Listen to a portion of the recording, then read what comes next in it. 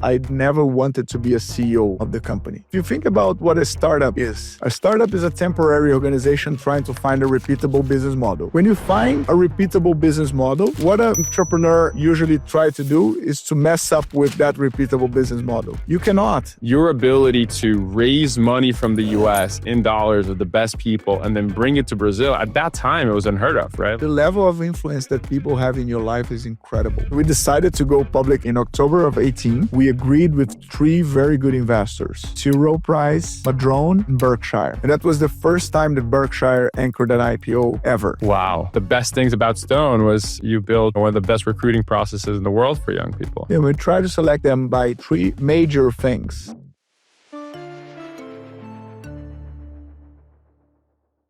This episode is brought to you by Brex, a brand I'm proud to have co-founded and one that's shaped by the same journey many of you are on. Brex has everything startups and fast-growing companies need to make every dollar count, from modern corporate cards, banking, and treasury to accounting, automation, travel, and expenses. Over 25,000 companies, including DoorDash, Scale AI, and Anthropic, spend smarter using Brex. Hey, welcome to HD and HD, one more episode. Today, I'm interviewing a very special person to me, which is André Street. André was Pedro and I's first mentor, and he is the co-founder of Stone, which is the largest kind of independent payments company in Brazil with over 20% market share. It's listed in the New York Stock Exchange, and it's an absolute success in global entrepreneurship.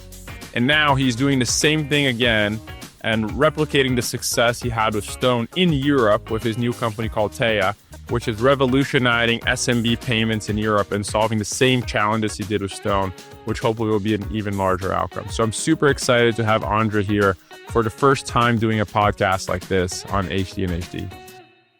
André, thank you so much for doing this, man. I know that you've never done one of these and you're probably not going to do it again for a long time. So I really appreciate you taking the time. I know you for so many years. Now I've got a reason to do it. So if you want to do it, let's do it. Perfect. I was thinking about the first time we met. And I remember it was in São Paulo, in Rua Mauri. And I remember there was like a little kind of public place you could sit down in Rua Mauri next to the Starbucks. Yeah, next to the Starbucks, exactly. And I remember meeting you and being like, wow, this is like André Street I heard so much about. And then I got to it, was like, this guy's pretty young, the way I heard people talk about you, it was like, I thought you were like some 45-year-old guy, that was building businesses for a long time. I'm curious, right? Like, and you gave me and Pedro at that point a ton of attention. What made you like kind of spending time with young people, I guess? Well, first of all, I liked you and Pedro, and you're so special that, I found something special on you guys. But I always see someone young that is hungry to do something and is trying to do it right. And if I've got the tools to help this person go better and do better, that's a kind of, it's a mission for me. It's an obligation for me to help. That's how I feel. I kind of see myself when I was 15 and I was starting, that I wanted people to help. And when I see a young kid that is starting a company, is trying to do the best he or she can, and I have the tools, I have the way to help, I always try. So, you mentioned that, when you're 15, you started, right? I think that's one of the things I still keep thinking in my head is like, what are the chances that 2 times, 15-year-olds decide to start payment companies in Brazil, like what are like the probabilities of that happening? So wanted to start out the podcast by just trying to understand a little bit your childhood, right? You're from Rio, right? Yeah. Tell me about how was growing up in Rio? Like, what were you like? What did your parents do? Like, how was it like? It was fun because, I came from a middle-class family. My father was a doctor and he didn't have enough money to do anything extra, the day by day, the regular things. We just could go to a good private school not a great one. I remember that I wanted to study in American school. We didn't have money to do that. That was a very expensive one. So I started giving jiu-jitsu classes in this school to try to get a scholarship. I didn't, but I enjoyed, and at least I could go to that campus and admire and see a little bit of the United States in Rio, because I've never been at that point to the States. So you give jiu-jitsu classes at the American school? At the American school. Oh, Yeah, in the interesting. campus. But how yes. did you, like, were you that good at that young age? Yeah, so I started also very young in jiu-jitsu, so that was something very important to me. And that I'm a dropout, as you know. I'm a dropout from school. At a certain point that I started law school. I went to university very early just because I didn't want to be in the school environment. We'll definitely get there. Yeah, but but I started jiu-jitsu also very early, and I spent much more time in the academy than in the school. You know, I started jiu-jitsu now a month Really? ago. Yeah, Oh, that's good. I'm I didn't know I'm that. getting pretty good. Okay, so so we have a lot to talk about that. Yeah, So exactly. I did that for my whole life, and that was a very important place that I was educated. I I grew up in jiu-jitsu, so most of my childhood was within the academy. I have my friends there. My father was also black belt. My brother's a black belt. So everybody in the family is part of the family culture. So that was something very important. And I remember that I wanted to go to the academy in the afternoons, right after school, and I had to take the bus, and I didn't have money to take the bus. So I have to figure out a way to go, and figure out a way, became friends of the bus driver to try to get in the bus on the front that you didn't have to pay. So I many times went walking, and that was a long walk, by the way, but Probably not super safe either, right? And I was robbed many times. So that was a time in Rio, which is still violent, but it was very violent. And I was robbed like many times, almost twice a week. What? Twice a week. Like, you had to figure out how to get out of that situation. And that creates a kind of an environmental intelligence somehow, right? And Like street smart. yeah, kind of. No pun intended. Yeah, exactly. And then I went to the academy, and the academy I was the youngest. And I trained with people that were much heavier than me, much older. Were you like skinny? I was. Yeah. Yes. At this time, very skinny and kind of weak at a certain point. But I was somehow good at jiu-jitsu. So, and I grew up doing that. So the more you train, the better you get. I was training every afternoon for the whole afternoon until my father leave the hospital and pick me up. Oh, wow, for hours a day. Many hours. So I was very much involved with that. So that was a good part of my education, I would say, in that specific time frame of, I would say, the childhood to teenager. And what do you think are the values that you kind of got from jiu-jitsu? I think, you really get street smart, because that was a wild time in which people just didn't care so much about you. And I have one specific teacher that was very, very special, very special. He's my teacher until today. He's my master. He was the one who gave me the black belt, and he's a good friend. He lives in the States today. He lives in the West Coast. And I remember that I went to visit him a few months ago, and we were remembering the things that I learned from him. And discipline was certainly the most important one. So jiu-jitsu gave me that. I loved what I was doing, so I didn't feel that I needed to have discipline. So somehow the discipline of training to fight a championship, that was a very important one, was something that created a mark for me, was something important. At a certain point, I competed a lot. I went to many competitions. I learned how to win, how to lose. Did you ever fight on the street too, or no? No, I was never in this group of people who were. There were some people that I knew that was part of these fights. I've never attended this.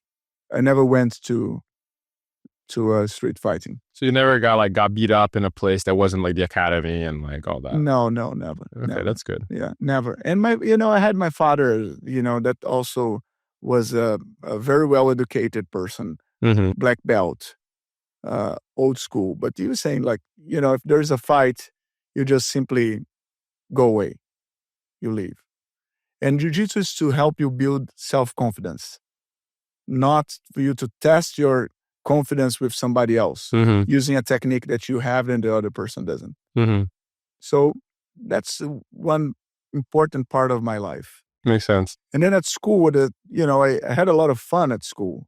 And, I have my best friends are still from that time, from, the people who attended the early school with me. So I still have those friends, and these are my best friends today. And tell me about like how you were at school. So you're going to jiu-jitsu, you're pretty good at that. Were you good at school or no? No, not terrible, but I didn't want to attend. So I was trying to do all the kind of messes that you can imagine. I was expelled from many different schools, not for something in specific, but I was not attending school. I was laughing all the time. I was promoting a mess in the classroom. So the school didn't want me to continue. So I moved from one school to another a couple of times, actually. Oh, interesting. Yeah. And because I didn't like that. What did your parents say about it? Oh, that was very complicated at home. That was not easy. They wanted stability. They were like, where's the just jiu-jitsu discipline, but in school, right? Yeah, but again, the discipline was something that I learned later on. In that time, it was not discipline. It was just simply fun, doing something that I liked. I wanted to win. I wanted to get better. I wanted to get to excellence. And that's what I was actually looking for. I was looking for being one of the best. And I was trying to, at a certain point, I was competing outside, and then I stopped competing because then I realized that I wanted to compete with myself. And I learned that at a very early age, like around 14 years old, I stopped competing. I started trying to train and get better every time. Then at a certain point, when my work, so I started in the company at 15 and went to university, and then my life changed. And I became an adult. Yeah, I kind of started becoming more responsible person, and then also I diminished the intensity of jiu-jitsu in my life. Were you good in school, right? Or like, were you always just interested in business? Like, how did like business and school kind of relate with each other for you? Well, they relate a lot. I hated to go to school because I wanted to do business, and school was a kind of a prison to me. I wanted to go outside and do my things. What was your first business experience? Well, that was when I was 13. I came to the United States and tried to eat açaí, which is a typical Brazilian fruit. And I didn't find it, couldn't find it. So I thought I could be the one to export that from Brazil to the United States. So I dreamed with that for a year. And of course, I didn't know how to do it. I went into a cooperative in Brazil. I became a member. And what is a cooperative in Brazil? Cooperative is a group of people doing the same kind of business by their own. I had a business registration with that. So if you become a member, you have the business registration, you can do business on your own. Oh yeah, I think in the US they're called associations. It's a kind of association, yeah. Yes. Okay. So then I made a research and I found there's a Brazilian entity owned by the government that teaches people about many different professions. And I found there a course of import and export. And I went there for 3 weeks with a lot of 50-year-old people. Oh, wow. When I was 14 years old. That gave me maturity. That was very, very good. How did they treat you? Like, how is that like? Well, the little kid, I went then to Harvard when I was 20. It was pretty much the same. Like I was kind of then used to be the little kid in the midst of all these adults, which was always something very good for me. Always very good. Because I was learning from them, from my peers that were actually not peers exactly. They were superior. They were much older, much more experienced. So I try to put myself always in these environments. So that was the first time I did it.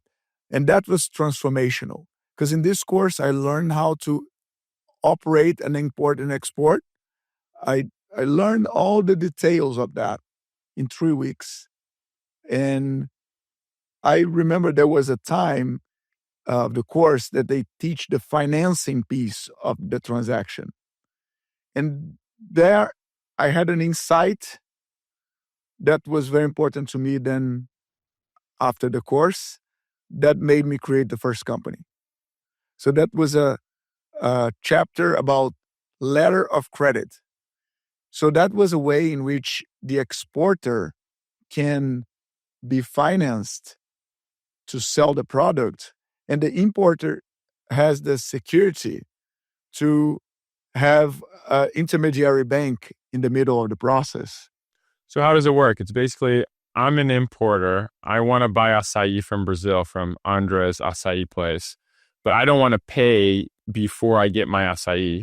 It works almost like an escrow account. Yeah. Right? But there's a financing embedded. Financing actually both parties. So there's a financing with an escrow account. So that was something to me that called my attention. And then, as you know, I had the situation in which I bought the watch and then it did not arrive. And then I applied that logic to the online and offline classifieds of Brazil afterwards. So it's from your experience with this letter of credit and the kind of like association you joined that kind of gave you the insight to solve the problem of your next company. Exactly. So that was the logic, the business and the economic logic behind my first company. And at that moment, when you're kind of learning, did you think at that moment, wow, I could do this business. It's not that hard? Is that kind of the... Yes, that was definitely my feeling. And that was very hard though.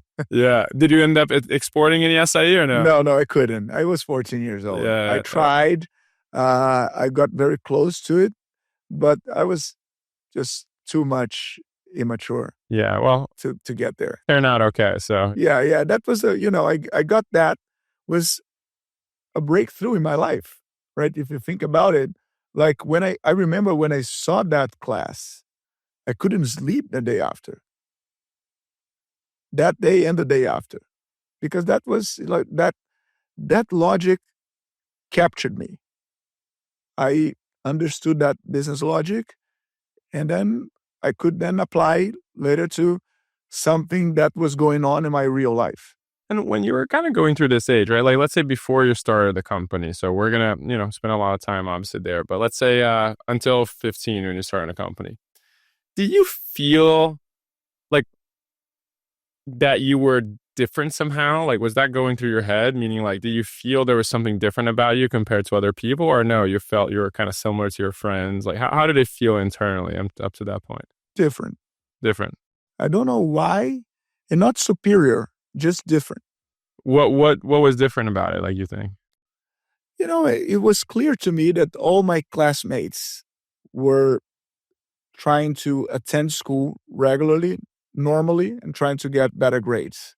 I was trying to figure out a way to get out of school, right? Yeah. And I wanted to I wanted to disrupt the way,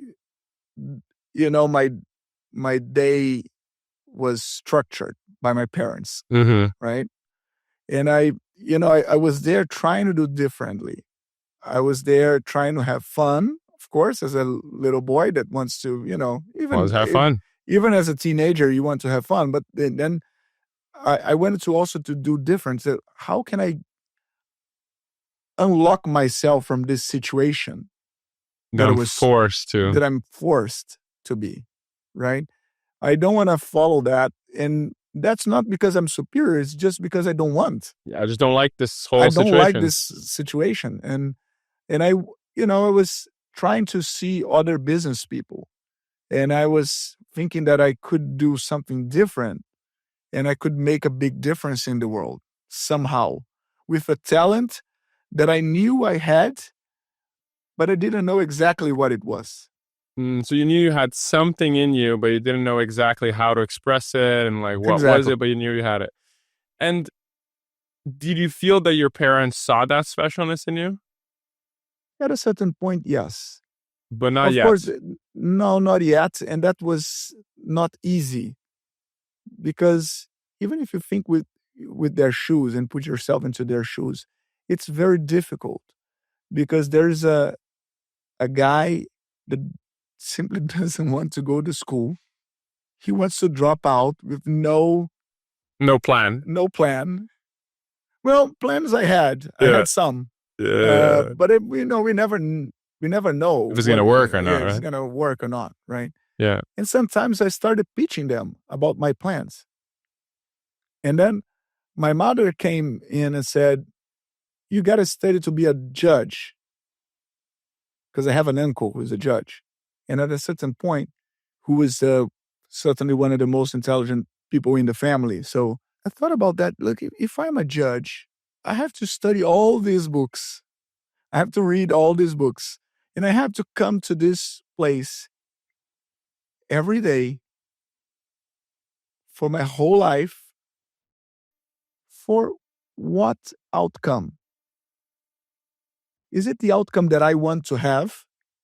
And it's, it's one of the most important professions to be a judge. We definitely need judges, but I mean, that's for my plans did not fit. And in Brazil, for context, judge is a very high status kind of very, job. Very high status. I think very high status. Maybe in the US it's like less comparatively to Brazil. No, in Brazil they have a very, very high status. Yeah. And that called my attention, but at a certain point, it's that's not the kind of dynamics that I want to have, because this is something that I have to be seated, concentrated, reading something for long hours. That's not what I want to do. And how did at this point in your life? More dynamic. Yeah, more doing stuff, people. Not like reading books like you. Exactly. So that's just but when she said that, I realized, and I started doing the math. So how much a judge could make on a monthly basis multiplied by 12, then multiplied by 30 years of work. And if you apply certain interest rate to that, you're going to end up with X in the end game. Said, okay, if I start a company and this company goes right and do well, I can make that in a year or two. And I disrupt the proposition that my mother gave. So you think it was about financial stability from your mom? At a certain point, of course, because that's what the parents want. They want you to have a good life. And be independent of them. And be independent of them. And become an adult, right?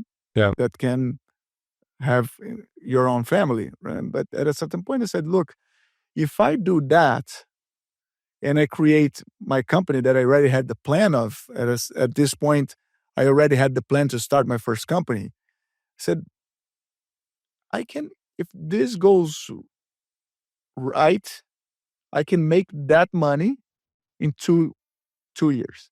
Absolutely. And how was money for you at this point about financial independence or just independence in general? Just independence. Just independence. But I wanted to do, I had, when we start talking about that, I had the dream of creating something that were good for other people. And that, if you come back to a little early on in the life, I was the one who was at a very early age getting all my allowance and donating my allowance. So I was trying to always there was something in me that was trying to do things to other people. That was good to me. Who you donated to? To many different institutions that were helping poor people in Brazil. Oh, interesting. So I was giving my allowance to some of these institutions. At a certain point that I became kind of religious and very religious. Then I was giving away my allowance, most of it, and I was trying to do good for other people. So that was something that was there inside of me somehow. So when I started my company, and I was seeing that there was an opportunity to do something that would create my financial independence and give them to me the opportunity to leave school and not have to follow my parents' playbook. I can relate. Yeah, you do. Definitely. And I could also do good for other people by creating a solution for a problem that does exist, that's serious for certain people. Again, so that combined with the conversation that I had with my mother about the judge and my profession, and I started thinking, this is one path and this is the other path. I said, I have to do it. How did you even know it was like a viable path? Meaning like you probably didn't know anyone else that had started a company at a teenage years and been successful, right? Or even heard about it. No, at that time, it was in the 2000s. Yeah, which year is it? There was no internet, so... which year is this? Is it 2005, something like this? Or even earlier? 2000. Oh, 2000. 2000. I'm 40 now, so it was 25 years ago. Yeah. I was 15 years old. And at that point, there was something that boosted my plans. My mother lost a job that she was there for 20 years. What was it? She worked as a HR manager at the airline company of Brazil, Varig, a company that went bankrupted. Oh, yeah. That everybody knew in Brazil. This company, right before the bankruptcy, they fired most of their employees. And my mother was one of the last ones. And that was a big thing in my family. So I saw my father having to carry the piano for the whole family. That he was a doctor working long hours, and he didn't have a good salary to fulfill all the needs.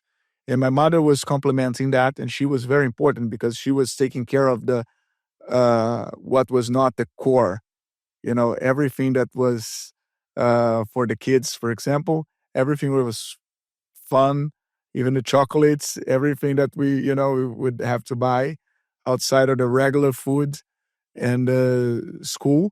Rent, school, food, your dad and your mom did everything fun. Exactly. Yeah. Everything else. And then we lost that. And that was a big deal because she was also very sad because that was a company where when I didn't want to go to school, I went to her office.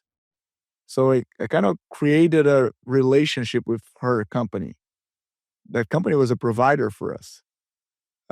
So I also felt, so that combined with all these other things that I told you, made me certain about starting the company.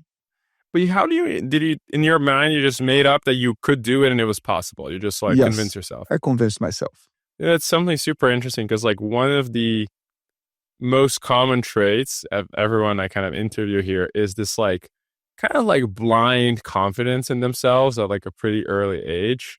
It's so interesting. I don't know where it comes from, but it's like a common trait. That was a very blind confidence. Yeah. I also had it. And crazy. There's no chance that could go wrong. Yeah. In my mind at that time. I totally and I remember understand. repeating to myself that this is going to go right. It's going to work out. It's going to work out. That's awesome. For sure. So then I was so certain. Then you pass along that certainty, that confidence. Yeah, you're if you believe it, people kind of rally behind it. Yeah. Did you have a computer at home? No. No? No, I didn't. My brother did. Your brother did, but you got to use it or? Yes, I would say Sometimes. But were you like online a lot or no? That was like not really kind of. Not really. Not really. So it's not like you were aware of what was happening in 2000 in the US and the IPOs. No, absolutely no idea. No idea. No, that was a coincidence that happened to me in the same time that the online .com boom was exploding. And actually, honestly, that was one of the best things that happened to me because, and then luck is very important because I started exactly when the bubble exploded.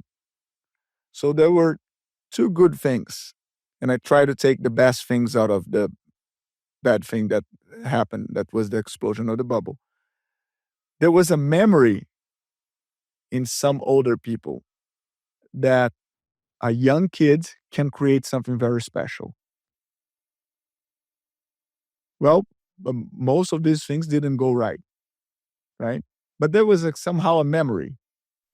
Yeah, there was like even maybe a bunch of them didn't work, but that was a concept that was in the mind of some people now. Yeah, if you were a 15-year-old kid, 10 years or even 5 years before that, you would never get an attention of an investor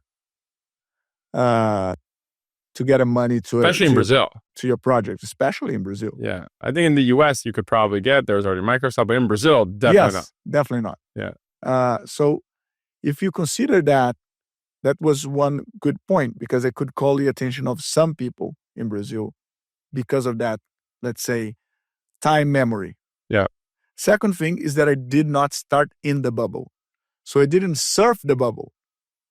I didn't surf the wave. Was there even a wave in Brazil? There was. There was. Yes, there was. There was like some internet companies. Yeah. No, there was. And were you aware of them? No. Was it like Luca Webby and stuff like that? Like that was kind of starting around. Terra, the portals, the big portals. There were some big things. Interesting. At that point, most of them exploded. But the good thing for me is that I didn't surf the wave. Mm-hmm. If I had surfed the wave, I would not learn so fast in that moment. So I had the privilege of getting Brazil with no venture capital, with no environment for entrepreneurship. That was good because, many people quit. And I was there because I really belonged to that profession, let's say, of starting projects, starting companies that would resolve real problems. So I didn't copy something from the US. I didn't copy PayPal at the time. You just found the problem from roots. Yeah. Exactly. Yeah. From first principles. Yes. So that's, to me, until today, it's a principle. I try to see every project as something. I don't try to get the parallel first. I deeply think about the problem and try to figure out the solution. And when I'm trying to help somebody else, I try to think together with this person about the problem that's being solved to see if the person is really dedicated about the problem. Is, as a friend of mine says, is the person fell in love with the problem, not with the solution, because the solution, then you can evolve, right? And then when you figure out the solution, then you create your business model. Yep. Right? And then this business model will have to last.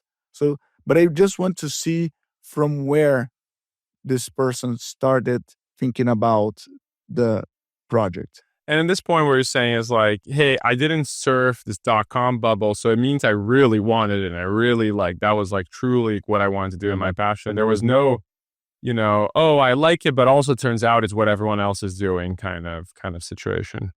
I tested my confidence because that was really tough. And I remember in the first day that we launched the company, we thought we were going to be rich very quickly. It was not like that. Extremely the opposite. So let's go there. Let's talk about the start of the company. Tell me how did you even get the idea to start the company? So the first company was something that, I created in the 2000s. It was probably end of 99 to beginning of 2000. And I created sort of an escrow account for people that didn't know each other to receive payments and the products. So if I was buying something from you, there was a famous newspaper in Brazil that you could announce your products, and you would have the difficulties of finding a buyer to pay in advance, and the other way around. Without knowing PayPal, solving a similar problem that PayPal and eBay solved, kind of thing. Exactly. So if you think about, at that point, PayPal didn't work as an escrow. It was just a payment method. PayPal didn't have the ability to lock the money while the product is being delivered. So just to be clear, like I go to, what was the name of the classifieds or eBay of Brazil at the time? It was Jornal Balcão. Jornal Balcão. So I would go to Jornal Balcão and I wanted to buy something. I didn't trust that the product I didn't want to send my money before I knew that the product arrived well. Yes. And you built the solution for that. Exactly. Where, you took escrow of that money and you only released it once the product got delivered and went fine. Exactly. And that came because I had that problem. How did you have it? I had a delivery that did not arrive. What was it? I don't remember exactly. Probably it was a watch or something like that. Yeah. But that was a simple thing. It was a cheap thing. But happened that it didn't work. And this is online. You went online to buy it? No, on the phone. On the phone. Yeah. Oh, so this is not even online. Classified. Yeah, it's a classified. So, okay, so you saw this problem. You're like, there must be a solution for this. But was the obvious solution technical? I mean, you knew you needed to do something in the computer, or no? You even thought about solving it without? No, just thinking about how to solve that problem. And then I would design a computer model to do that. Like I would develop a software to do that automatically. So that what would happen. And of course, I knew that I would have to hire a web developer to do that. How did you do that? How did you hire someone? So then I had the idea, and then I started working on a business plan and put that in detail. So how do you even know how to do a business plan? I didn't know how to do a business plan. So how do you learn? I went to, my brother that was 5 years older than me, was studying engineering in university. I asked him to take an entrepreneurship class. And then I went to attend the class with him. And we learned together some of the things that we would have to do to start a business. Do you remember like some of the concepts you learned? Yes, of course. How to build up a business plan, and how to think about an idea, how to think about a business model. It was a business person who then happened to be one of my investors in the future. Not exactly in this company, but in the next one. The professor. The professor, yeah. But my brother was very, very important because he was 5 years, so he was 20. And he's the most special person in the world. He's fantastic. He's a PhD. So he went through the whole journey of his university. So he completed the engineering school, then master degree, then PhD, then many other things else. So he's a researcher in energy in Brazil. And but he knows everything about spreadsheets. And at that time, that was very difficult to me. So we were creating the models together. He was helping me to do that. So we were creating the financial plan. We were learning how to do it. And he believed in this business? Yes, of course. He was the first believer. Interesting. He was the first believer. He was very focused on his things, but he was the person who most helped me. Interesting. So you guys took this entrepreneurship class together, and he's like, okay, let's help write the business plan together. And what was the original business plan? Like, what was, No, so then we didn't know how to do everything. So we did the kind of financial plan, the basics, but that was not even professional because he was also 20. Yeah. So he was very young too. But you had to like estimate like how much you can charge, how much volume you're going to get through, how much it's going to cost. We started thinking about those concepts. Mm-hmm. And then I had a partner that I found in school. There was a guy who knew how to turn on the computer. And that was, the guy who started the company with me. So I called him. His father was also very interested. His father was a business person. He was a lawyer, actually, but he was a business guy. And he was very interested. And we started working together, kind of the three of us. Then including your brother. No, the three of us is myself, my business partner, who was my age, knew how to turn on the computer. He was not a specialist. He was just a young guy. But he was more nerd, let's say. And he was a smart guy. But his father was also smart and experienced, and he was retired. So he had time. For that. So we started working together, the three of us here, myself, my partner, and his father. And then we came up with something. And then I brought that to my brother, started working together, my brother and I. And then we started making the business plan a little better. Got to a second version. After the second version, we saw that, and that was still not so good. So how do you know it wasn't good? We gave to some people to read, and that was not professional. And we felt that was not professional. And at a certain point, my partner's father said, let's take that to a friend who's a specialist in writing business plans. He's going to do that for us. If you go there and ask, he will make a big discount, and let's see what happens. Okay, but I didn't have the money. So I said to him, look, if you help me write that, if I raise money with this business plan, I pay you. Pay you the same amount or like a little bit more? No, even more, even with some discount. But yeah. But otherwise, you're helping a young kid to try to do something. Yeah. And he did. He did? He did. Of course, we paid him. We raised money and we paid. So that was good for him. Why do you think he did it? Because he had a company to develop the software, and also he was paid to do the business plan. So he was just taking the risk of not being paid if the company didn't raise. And did he think it was a good business plan? I think he did. He did. And then he did the work. That was good.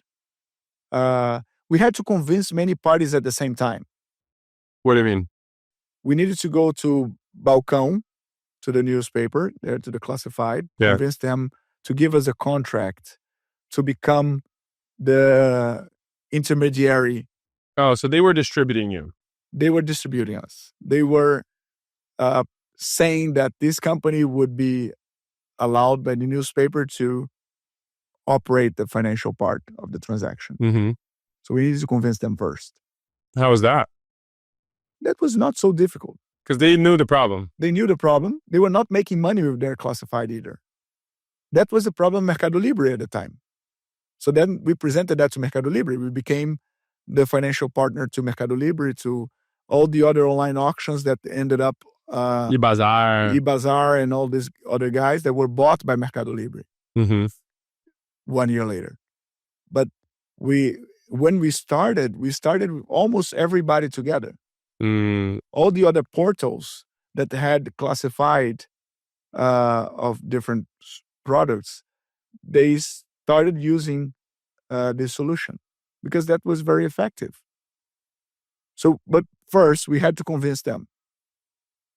Second, by getting them convinced, that was the pathway to raise money.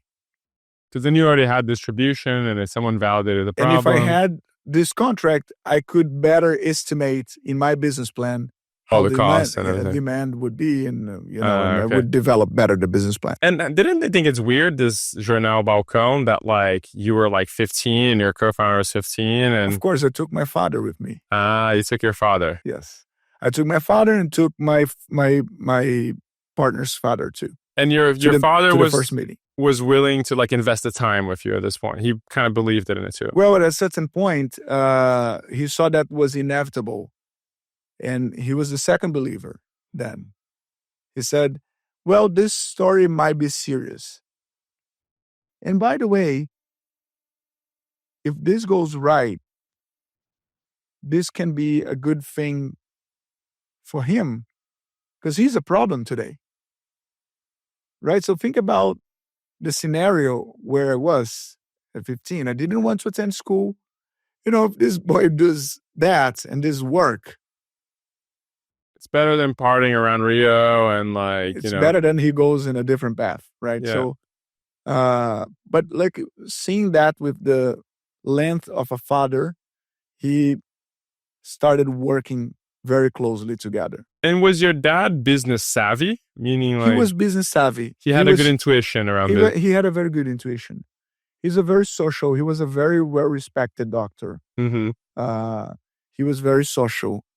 Had a lot of business friends. And clients. And yes. And he knew how to, and he was a 50-year-old guy. Yeah.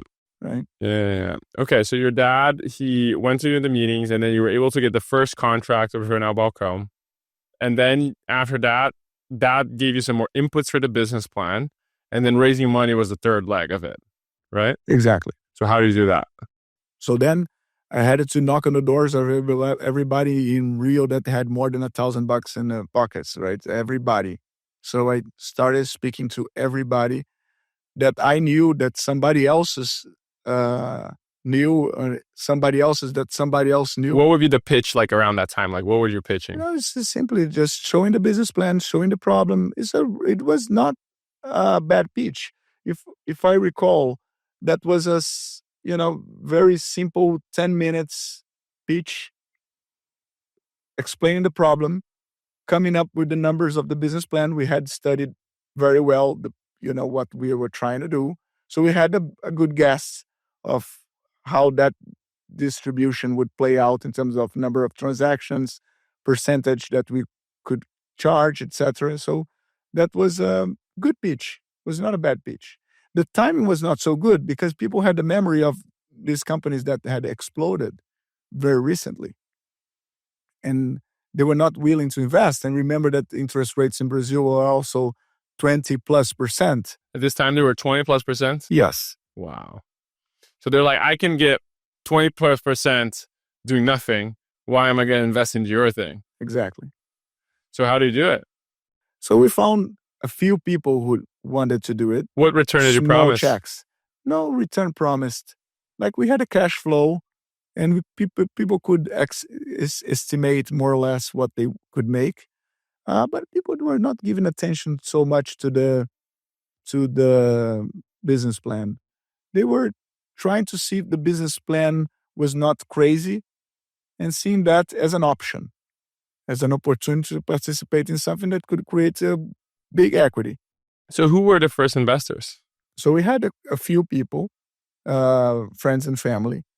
And I had the privilege then to meet someone that I knew before, but that was one of the best friends of my father, who then became my mentor.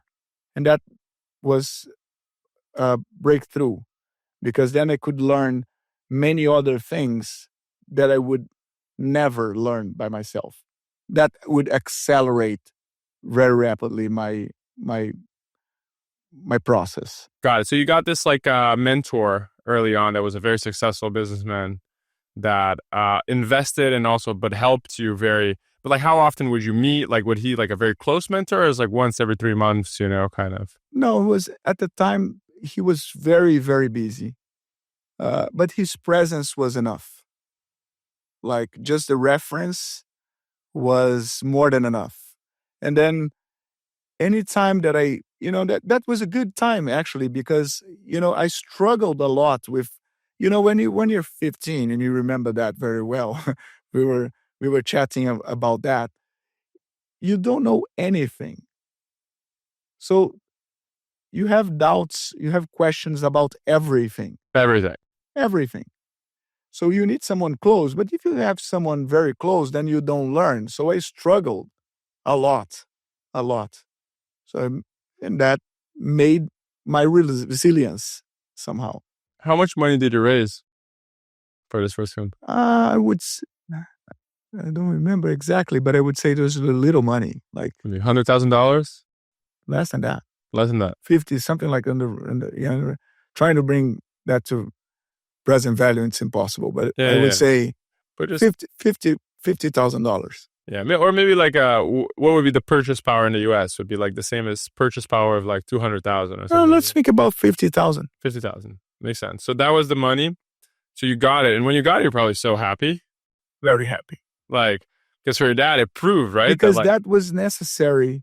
No, it was actually at this point, I was not trying to prove anything. I was just hungry to make the product happen. And I needed the money to develop the product. Because the company that developed my business plan was the company who was responsible for developing the whole software. So I immediately kind of gave big chunk of that money to them. Makes sense. To develop the product. To develop the product. And also that was the promise that I made to them. To take the risk on a business plan. To take the risk on a business plan. And then was this already then a system? There was like was it in the internet or where is it? Internet. It was in the internet already. So people could go to a website to do this. Exactly. Because then we closed that with, so we had the operators on the phone, but they were operating through the website. They were doing on behalf of the customers when they were on the phone. I got it. But that was the tool was a website. So customers, to explain to me the flow, you would go to the Jornal and then like you couldn't order something there, right? Like you think about MercadoLibre. At this point, MercadoLibre was already a client. So, but like on MercadoLibre, you would online order something, right? Yeah. So you go there, and then you click to pay. It's pretty much like Mercado Pago today. Yeah. Then you buy the product, and then you were redirected to another page of a different company. Then you put your credit card or you pay in a different payment method. But was online credit card already a thing at that time? Then that's the second stage. Okay, but it wasn't in the beginning. It wasn't. So how did you pay? There was a credit card space. We would take 24 hours to process. Then it went to our files, and we would manually type your credit card and pass that transaction. In like a little machine or something. Yes, a physical machine. So like they would go in, say, hey, I want to buy this product, put their credit card number. You then get like a list of the number, go to a physical machine, type it up. Yes. Say yes, and then send to the customer, okay, now your thing worked or didn't work, and that was it. Exactly. How much would you charge, remember? In the range of 5 to 6%. We would pay them 4.5 and take the rest for us. So we would keep 1.5 to. Do you think you could have charged more?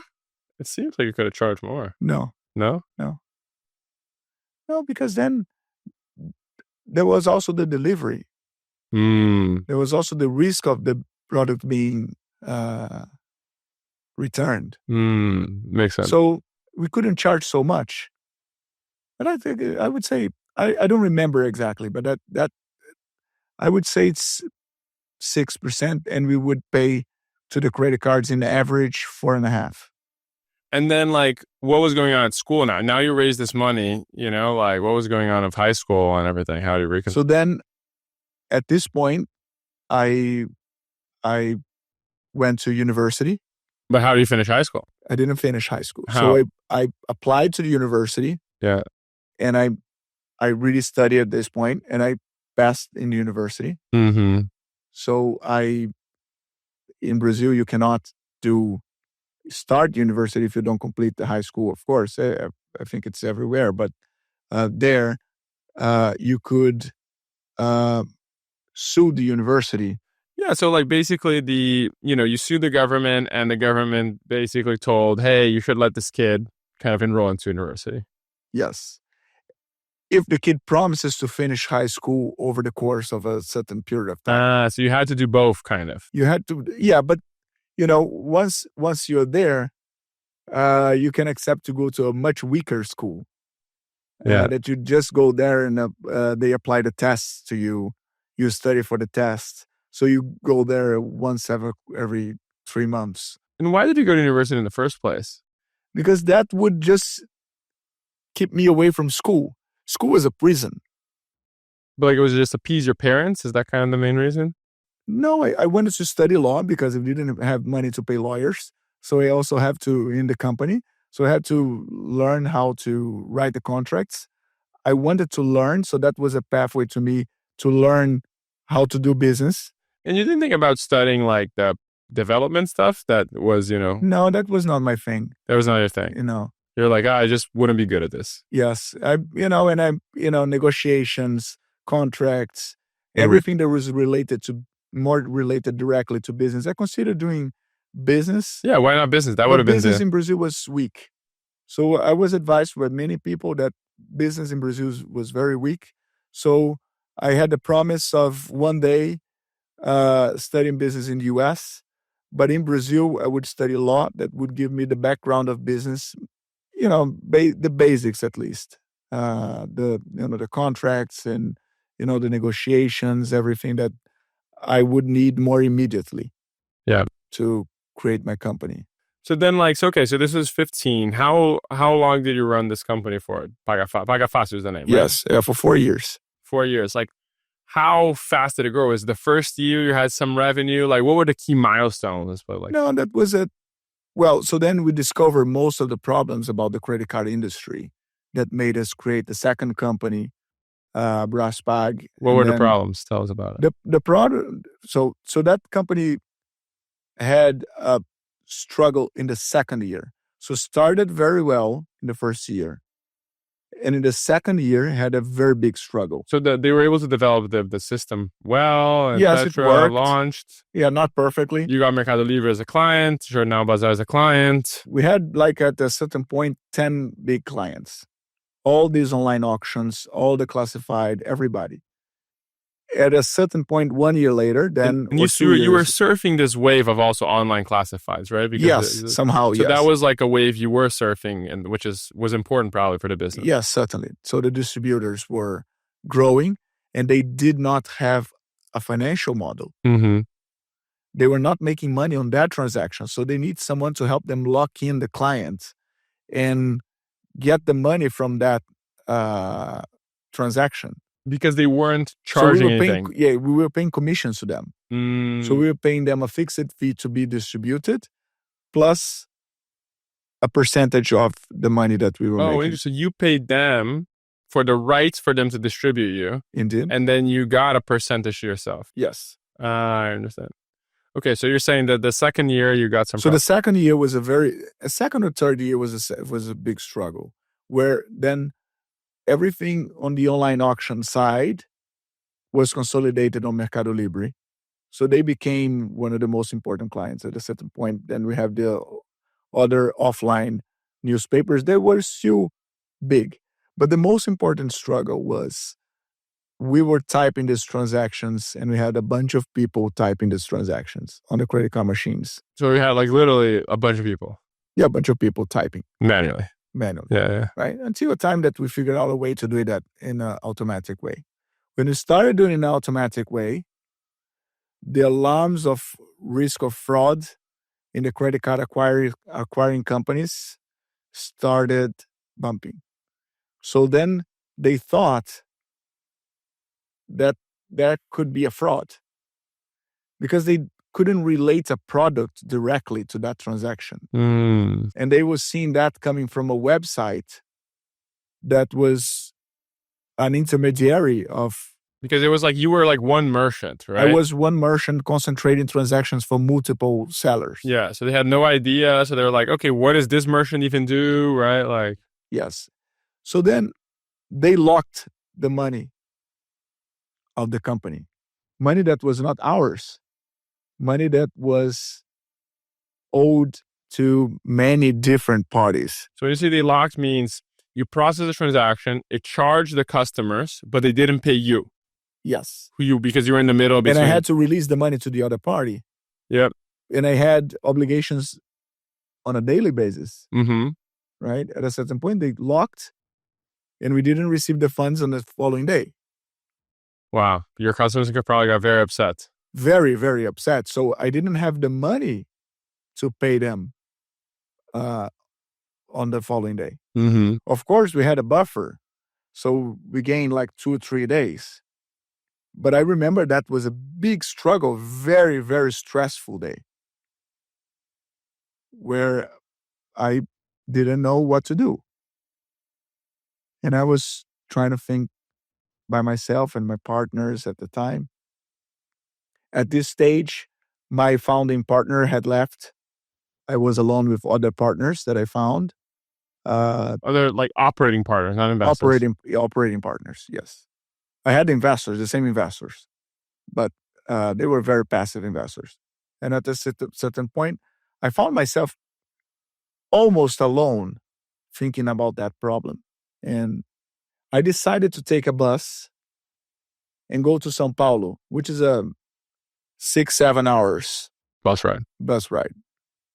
And I did that in the evening, arrived in the early morning of the following day. I went to VisaNet, which is Cielo today. Which was the credit card company. The credit card company was a monopoly. So at that point in Brazil, the credit card industry was closed to only one operator for Visa transactions. So if you want to pass the transactions with Visa, you could only go through one operator. This operator was owned by the banks. But the problem about that is that these guys didn't answer the phone. As any monopoly, they don't answer the phone. They don't care. They don't render a good service. When you call and you ask for something important to your business, they don't care. VisaNet was the only operator for Visa cards. So as a monopoly, they don't render a good service.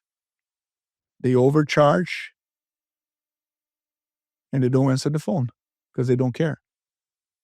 So that was the company that I was dealing with. I tried to call them. I could never find anybody with authority on the phone to resolve the problem in the last 2-3 days.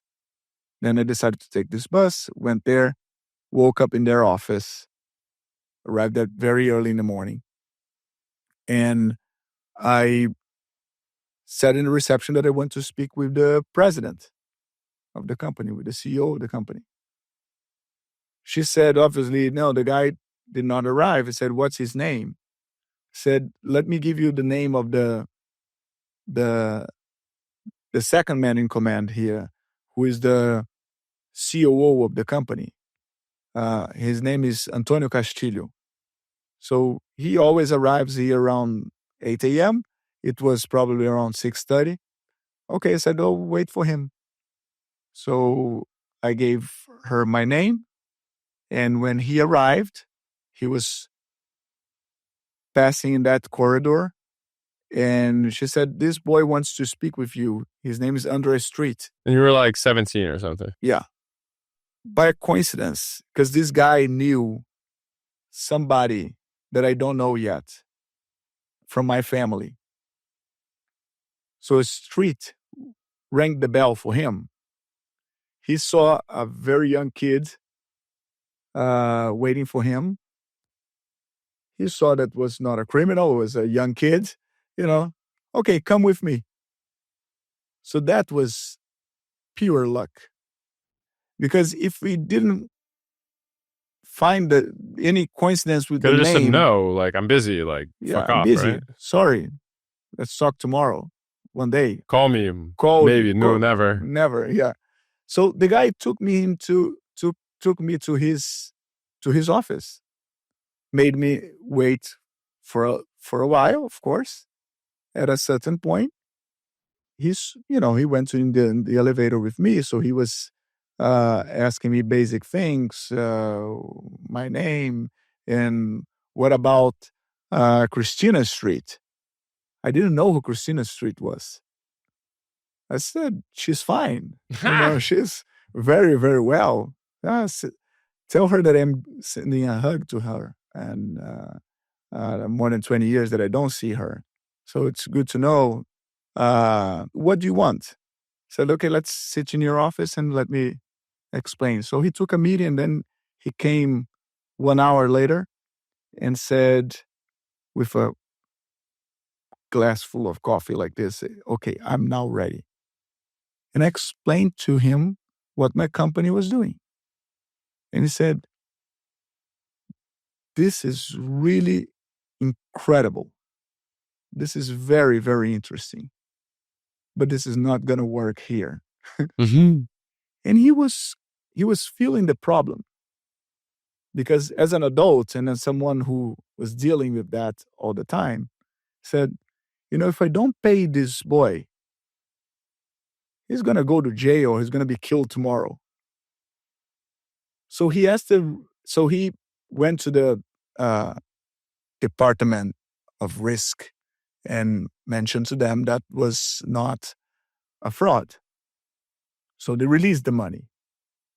And he said, okay, that we will resolve that immediately. I understand the problem. But let me stay here for the whole day, and I will tell you a little bit about how it works. So then was one of the most important days of my life. This guy is still a good friend of mine, who then we could do business together in another occasion. But this guy was a very good friend who helped me to get out of that terrible situation with the company, that understood and was kind of getting me to his office and explained me then the whole industry, which blew my mind. I understood how the industry worked. And that created all the opportunities that I had in the years ahead. So you released the money, but you're probably scared that this could happen again, or no?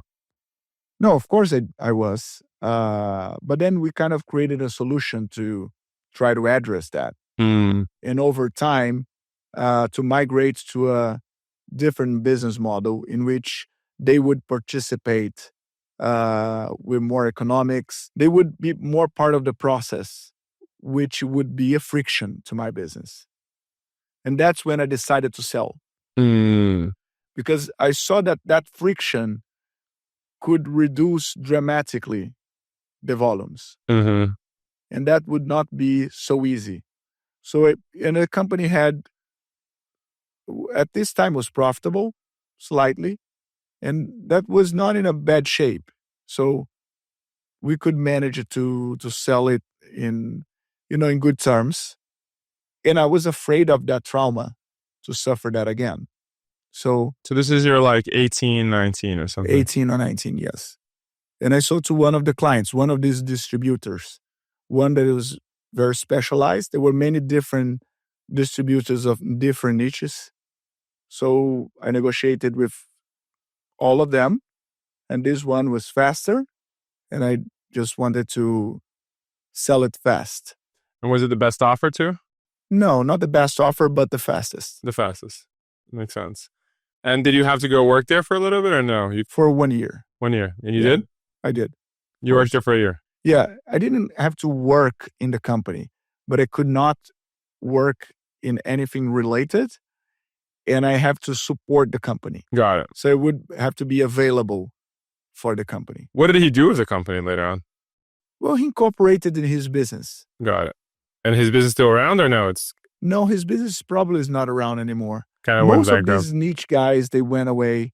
They didn't work after a couple of years. Then most of them were consolidated within MercadoLibre. Makes sense. All the online ones were consolidated. Some of the others were consolidated in other newspapers that were that had more volume at the time. I think even Jornal Balcão doesn't exist anymore. Jornal Balcão was the biggest by far. Makes sense. Makes sense. And at this time, right, you made some money for the first time now. Yes. And how was A, that experience? a little bit, not too much, but enough to be. Not 30 years of judge yet. No, definitely not. Definitely not at this point. But I was happy that I went through the first process, and I kind of attended something equivalent to university. You were still, oh, you mean the company was like equivalent to it. And did you drop out of university in the meantime here, or no, you did? Which year? How long did you last in university? I went to the 4th year of university at a certain point that I did all the theory, but I had to go through the internship. Mm-hmm. Then I didn't have time for that because I already had the company. And then after that company, I started developing the second company.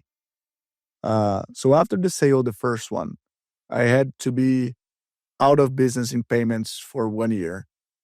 And when that time expired, I started a second business, which was a payment gateway for online merchants. And then I had another wave that I surfed, the same way that I surfed the online auctions and classified. There was a direct e-commerce wave at the time. So you sold your first company. You had a year that you kind of had to support it. What did you do in this year between the two companies? Then the focus was the law school. Law school. Oh, didn't you drop out before? No, I dropped out right after. Right after. Right after. Got it. So you spent a year doing law school. Yeah, then I was trying to try to do the best. You're probably having some fun too. Of course. You're like 18, you just made some money, right? Yeah. You probably had a good year, a fun year. Very good year. Yeah, I can't imagine. That was a very good year. You just turned 18, you're legal, right? Yeah, I could drive. You could drive.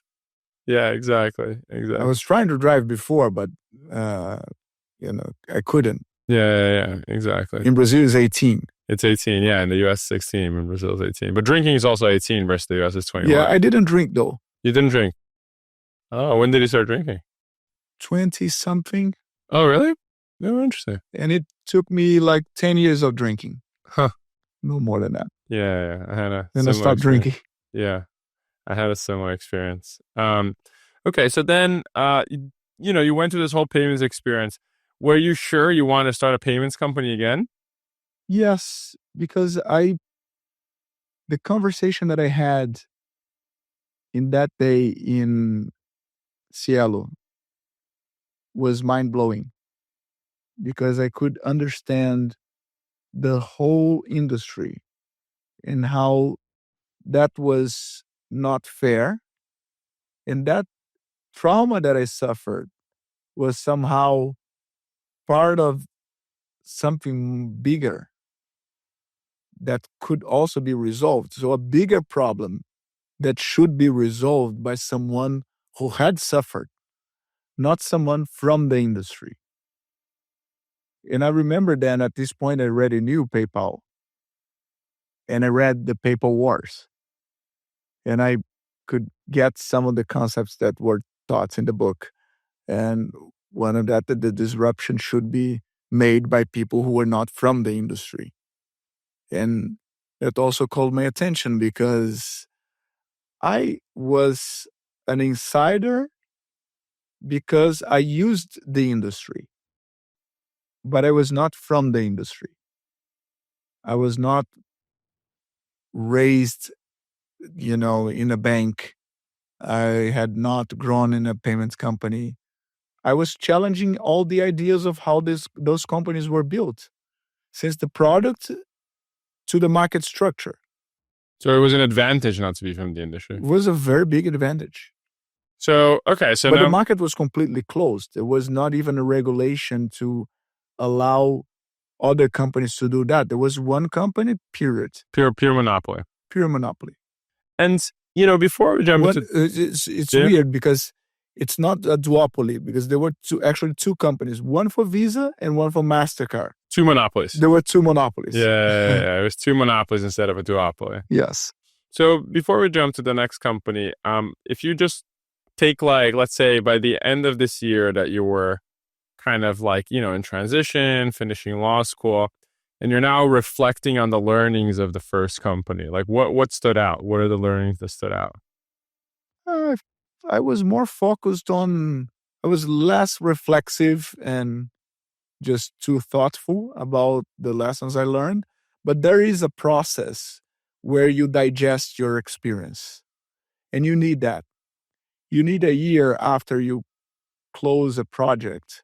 You know, if you sell a company or if you do something very important in your life, to process that period.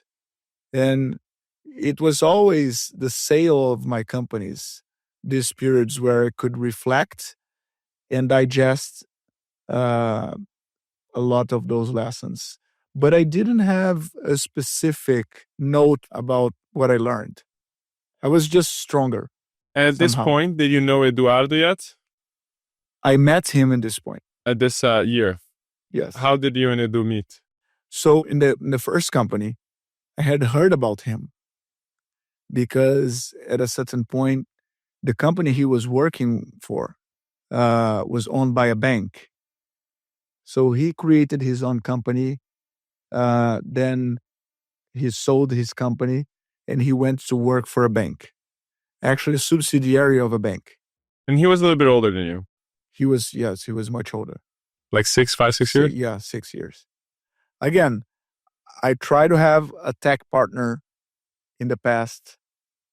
I was feeling alone because I didn't have the tech partner. I had just a friend who knew how to turn on a computer, and then he left. So I was trying to find someone like that. And I remember talking to the mother of one of my best friends, speaking about what I learned, having pretty much this conversation about the experience with her. She was listening to that very, very carefully. And she said, I've got your twin partner. You got to meet this guy. He works in the bank with me. He works actually in a completely different department, but I bumped into him in a meeting that he resolved a very difficult meeting with one of the biggest clients of the bank. And he's a very, very smart guy. You should meet him. He's very complimentary to you. He had his company before. He had come to work for the bank in this technology company that the bank started. And this bank exploded. It was a big bankruptcy that happened in 2004, 2005. So everybody is upset with what happened. So there was a big fraud in the bank, and all the good employees were unhappy with that situation, and they wanted to leave. And I think it's a good time for him to engage with something new. So then we met, and then we started Brassbag because he was very knowledgeable already in the payments industry because he was working for a payments company. There was a subsidiary of a bank. He knew most of the things that I was talking about from inside. He was a developer in the SPB, in the Brazilian payment system that was developed by the central bank to make the wire transfers in real time. That was something that was created in the 2000s. So the US barely has it till today. Oh, yeah. No, so then there's a new chapter to talk about that. Brazil is much more advanced than most of the countries in the world in payments, in the whole banking industry. So in 2000, Eduardo helped to develop that system. So he was very knowledgeable about how the technology of these banks work. He was also a little older, a little more experienced.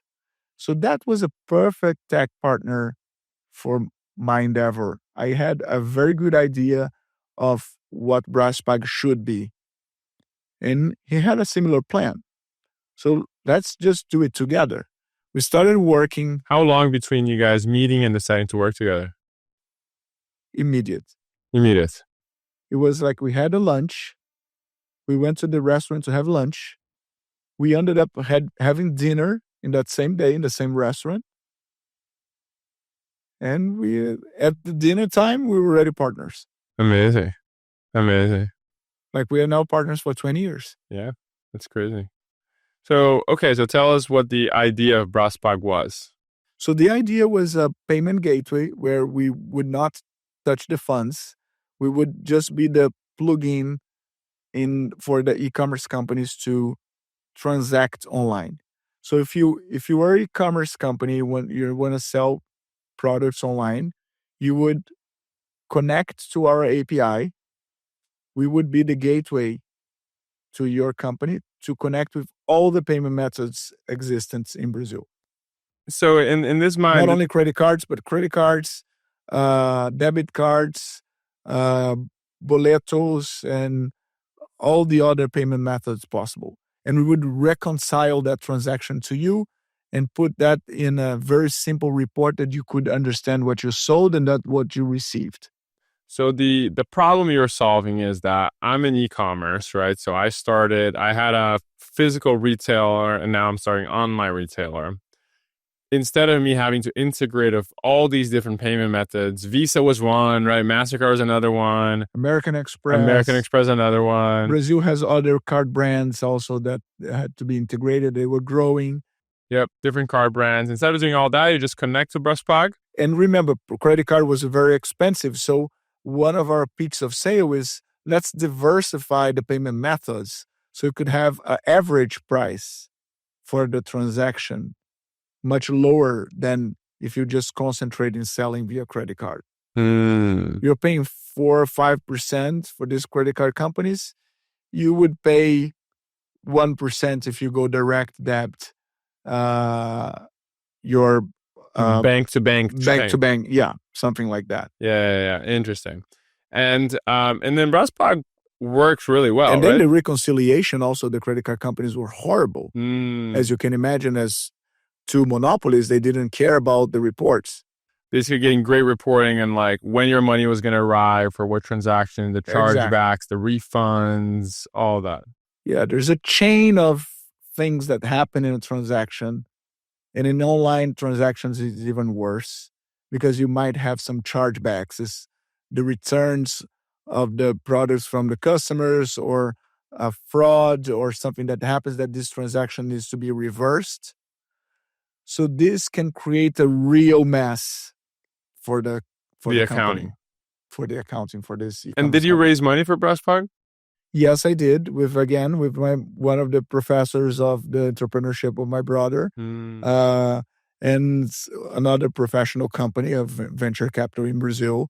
So we raised a little bit of money. So venture capital now for the first time. Yeah, for the first time there was a small venture capital company that was publicly listed. How much did you raise? It was not so much. It was I would say dollar terms, I would say $200,000. $200,000. That was the only money raised. Yeah, all the money raised. So in the sale, that was the biggest return that these investors ever had. So the deal was very good for them. They were very early investors. We didn't even use the money that we raised. It was pretty much a bootstrap company. We just raised money because we didn't want to use the proceeds of our previous life, let's say. And that's how we kind of think about businesses that are created. We try to avoid investing so much in the beginning. We try to put the seed capital into the project, but try to bring other people who can help and add value to the project. So we thought that these two investors could create value to the project. Did they? One did, the other not so much. They were more passive, honestly. But one of the investors was a very important person in our lives. Then he became also a friend. We had very good friends that were very helpful to that early beginning. But the company, seeing with my lens of today, did not need capital. That was an easy B2B business that could easily be bootstrapped. Like we consumed until the break even. We got to break even in 7 months. So just think about something that we knew how to develop. We developed with two developers. And you knew a lot of the clients already? We knew all the clients. Because from the previous experience.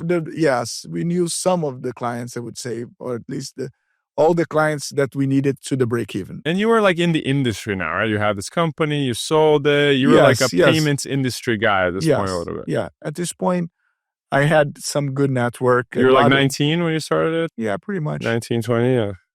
So then we had the context of all the clients needed to the break even point. Mm-hmm. Yeah. So we actually did not need capital. But okay, we decided to raise capital because we thought that these people could also help. And that was the beginning of a new phase in our lives. And was there competition with Braspark? There was, but the product was so good that then at a certain point, we became 80% of the market in Brazil. Yeah, I remember Braspark had huge market share, right? Yes. Basically, it was a cheap product. The more people using, the better the service would get. All the features we would develop would be can amortize across a bunch of different amortized by across of other merchants and could be used by everybody. So everybody used it, worked very nicely. So it was a successful endeavor. How long was the whole journey? It was 5 years, 5 or 6 years. And were there any kind of like key milestones that kind of happened along the way? First of all, was the break-even point in which, again, we felt that feeling of independence. Mm-hmm. So we don't need capital from outside. We didn't need venture capital. We just could simply gain more customers and become profitable over time. And we knew the people and the distribution channels to get there. So that was a very important milestone. Second one was when we saw that the product was working so nicely that the company doesn't need us working full time there. So then we decided to separate sometimes to help and invest in other entrepreneurs and start participating in other endeavors. Oh, interesting. So that's how we started becoming angel investors. And the company was profitable enough that you had money from dividends to angel invest or the company balance sheet? How did you do it? Yes, then we could use also the money that we had made before, and we were feeling confident that we didn't need to use the capital that we had accumulated before to do that. So we were again talking about small amounts that we could seed people to do a product and try to use the knowledge that we were developing our company in B2B sales. And was there any of them that worked? Yes, a few of them worked. At this stage, we created, for example, Site Blindado, that was in English armored website. That was a seal of trust that the client was safe. Because basically at this point, the consumer wanted some sort of guarantee that they could put their credit card there and it was going to be safe, right? And all that. Exactly. So this company... No viruses, no security issues. You're not going to have your credit card stolen. So we backed someone to do that. We put some people there and we helped them to develop this B2B sales model that we were basically replicating what we were doing successfully in Braspark. And that happened to be very good. So this company was a consolidator, started creating other products around security and e-commerce services. And these were separate companies with your own money, but you didn't have the fund yet. No, I was just investing my own capital in these entrepreneurs that had created this company. Mm-hmm. I was helping them to develop these companies. Yeah, got it. So Site Blindado, and then you started doing a few of these other ones that worked out. Yes. Where were the other ones? We did Moip, for example. We did a couple of other things. And those weren't out of later the fund you did. This was actually in the beginning during Braspark journey. That was during Braspark time. Okay. So it was basically separating some time to teach what I was learning almost in real time. Yeah. And applying that to a separate business. That's interesting that you chose to do that at that moment in time. Like, I think, why do you think you decided to do that versus just Net credit was another example was something that we created to give credit to merchants. That was something that Braspac was not doing. We were basically seeing the development of credit to consumers on a store, on a physical store. So those 36 times payments, so the buy now, pay later kind of business that exists in Brazil for a long for a time? long time. And we developed an online system to operate that. And would you have these ideas and find someone to kind of run it, or people would come pitch you and then like Both. both? So sometimes you had the idea and you found someone and kind of incubated it. And other times it was someone pitched you and was like, oh, this is a great idea. Let me go and kind of help you. Exactly. And so you became 80% market share and you sold Braspac eventually. Yeah. So then in 2009, Braspac was relevant. So 6 years later? Yeah, pretty much like 5-6 years later. Then Braspac was relevant, and we were bringing to Brazil all the online merchants of the United States. So all the big companies, all the big techs that were processing payments in Brazilian reais were using our product. Like, what's an example? Google, Microsoft, Dell computers, Apple. All of them. Almost all of them. So all these guys used our platform to process payments in Brazilian reais. Before that, they were basically getting Brazilian customers, charging them in US dollars and passing the transaction here in the States in a credit card acquirer here, linked to a bank here. It's very expensive. Which is very expensive. Then the effects, and then the authorization rate drops dramatically because of the risk of fraud. Yeah, so way less transactions go through. Yes. So we were taking most of these companies and also most of the European companies to Brazil. So we kind of became a hub for payments. And how big was the business at this time? I don't remember the number of transactions, but e-commerce was not so big, but like it was 80% of the market. But was it like tens of millions of revenue, something like that? Yeah, more or less. More or less. So, and growing. And growing. And that was growing fast because the adoption of the product was coming from these foreign companies coming into Brazil. But the main point here was the development of the next phase of the payments industry in Brazil because of that.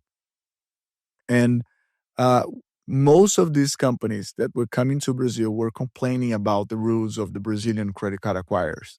And they were suffering the same thing that I suffered in my first company, that the service was terrible.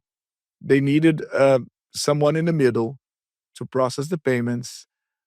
You know, the service was poor and the rates were incredibly high compared to the other countries. So these people started complaining. We started complaining too. So we went to the antitrust authorities and to the central bank. We spoke with some of these officials about the inefficiencies that existed in the Brazilian industry for payments. And that could be reorganized. That should be reorganized because there was no reason for a credit card company to be owned by a bank. And even worse, to have just one company for each card brand, where anywhere else in the world there was competition. That competition would make these companies improve their services and reduce their costs. So there was no reason for the market to be organized like that and to have the blessing of the authorities. So we were trying to pitch that all the time. And the central bank was already studying that because that was ridiculous. That market structure was not the best. And mostly to the retailers.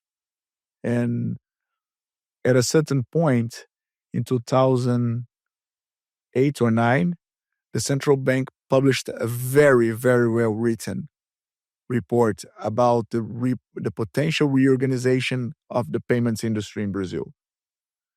300 and something pages, very, very well written. Some contribution of people in business, but a lot of hard work of these people in the central bank. So I was very happy to see that these guys have seen the same thing that I was seeing. Said, look, this is a real opportunity. We've got to do something. We've got to take Brasspac to another level. And let's see how long it's going to take to this report to become reality. Because as we know, Brazil is usually too little and too late when it comes to market development. When authorities decide to promote something, it usually takes too much time and the actions are not enough. So that's historically what have happened in Brazil. So my drama at the time was there is a promise that this thing might happen. This market structure will change. Should I sell the company or surf the wave? And I decided to sell the company because I saw that there was a specific reason for that made us think that it would take more time for those pages to come true, to become a reality. And we decided to sell the company with the expectation that that new market structure would happen rather than trying to go all the way and make ourselves competitive and start the credit card acquiring company ourselves. We decided to sell. So that was a very good decision, by the way, because then it took much more time than it should. So when did you sell?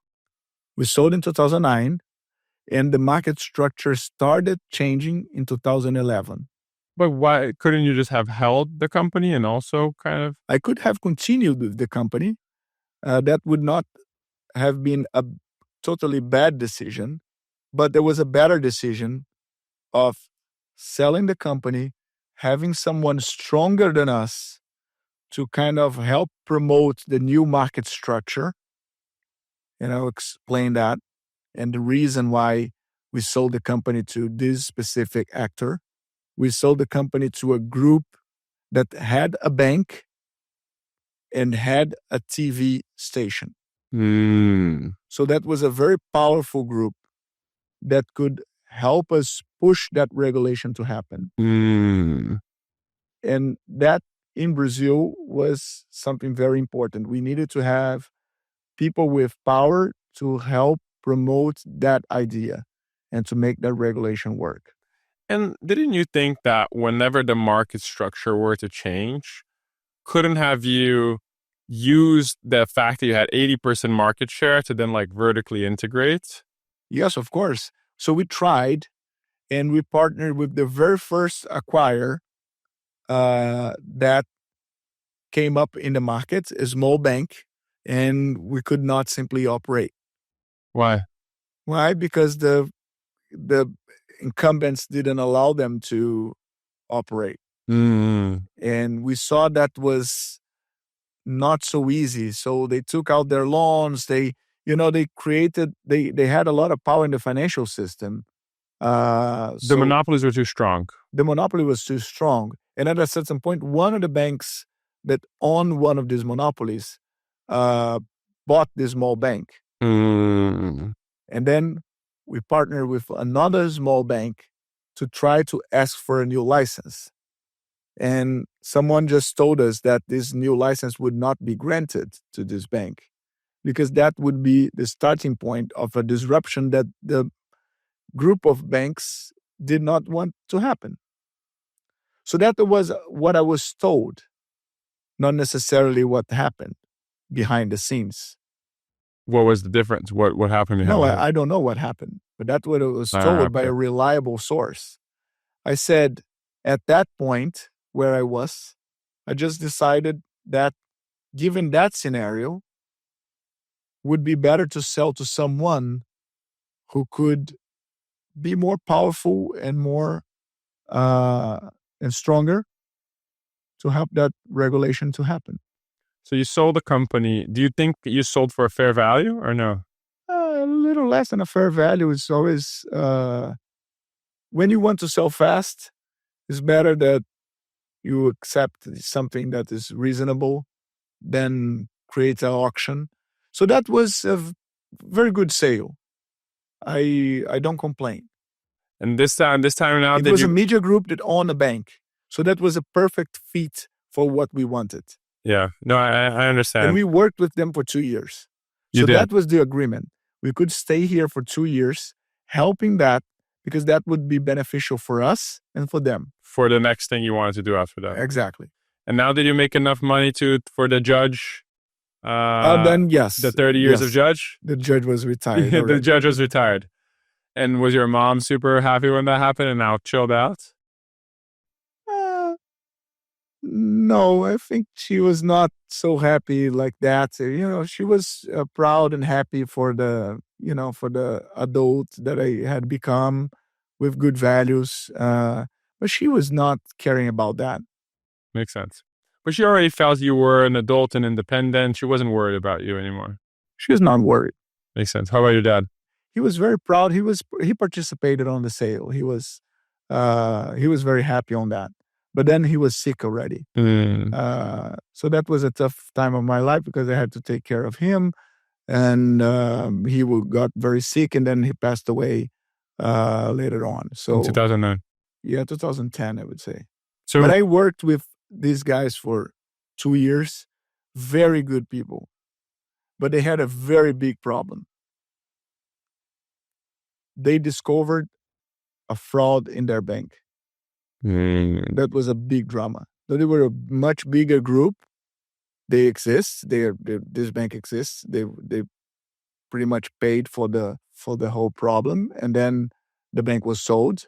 And that was the bank where we started seeding the idea of what Stone had become. Because the Stone was pretty much an idea that existed since we had Brasspag, since the beginning of Brasspag. Brasspag would be the first client-facing tool that could be verticalized to become a credit card acquirer in the future for online merchants, more focused on online merchants.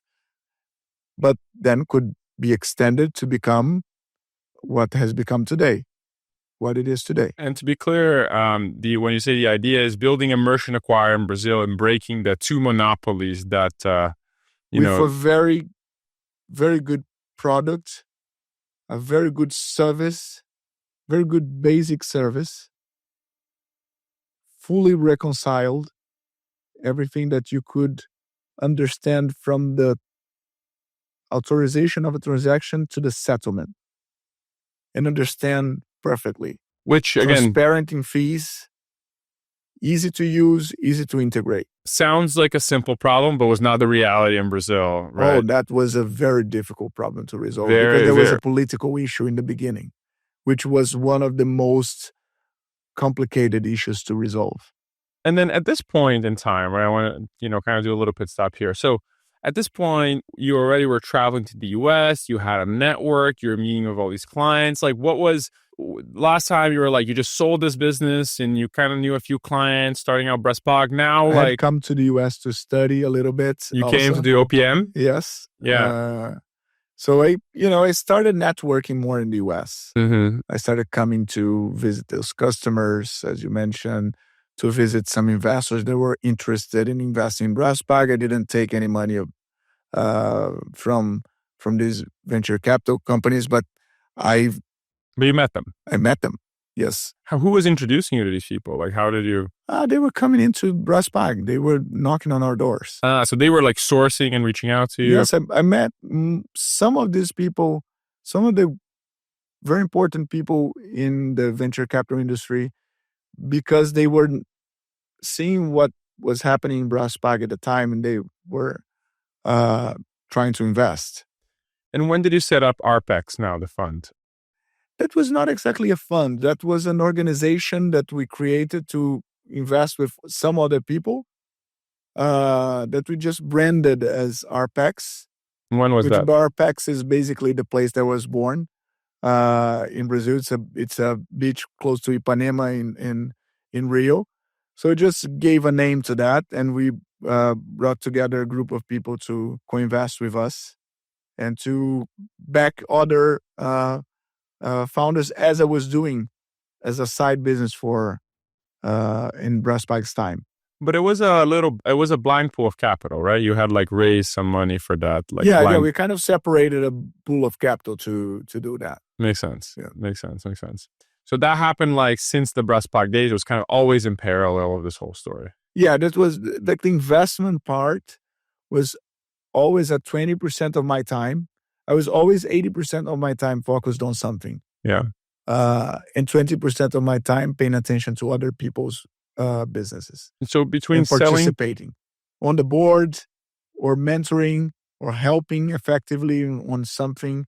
And that was the reason why I never wanted to be a CEO of the company.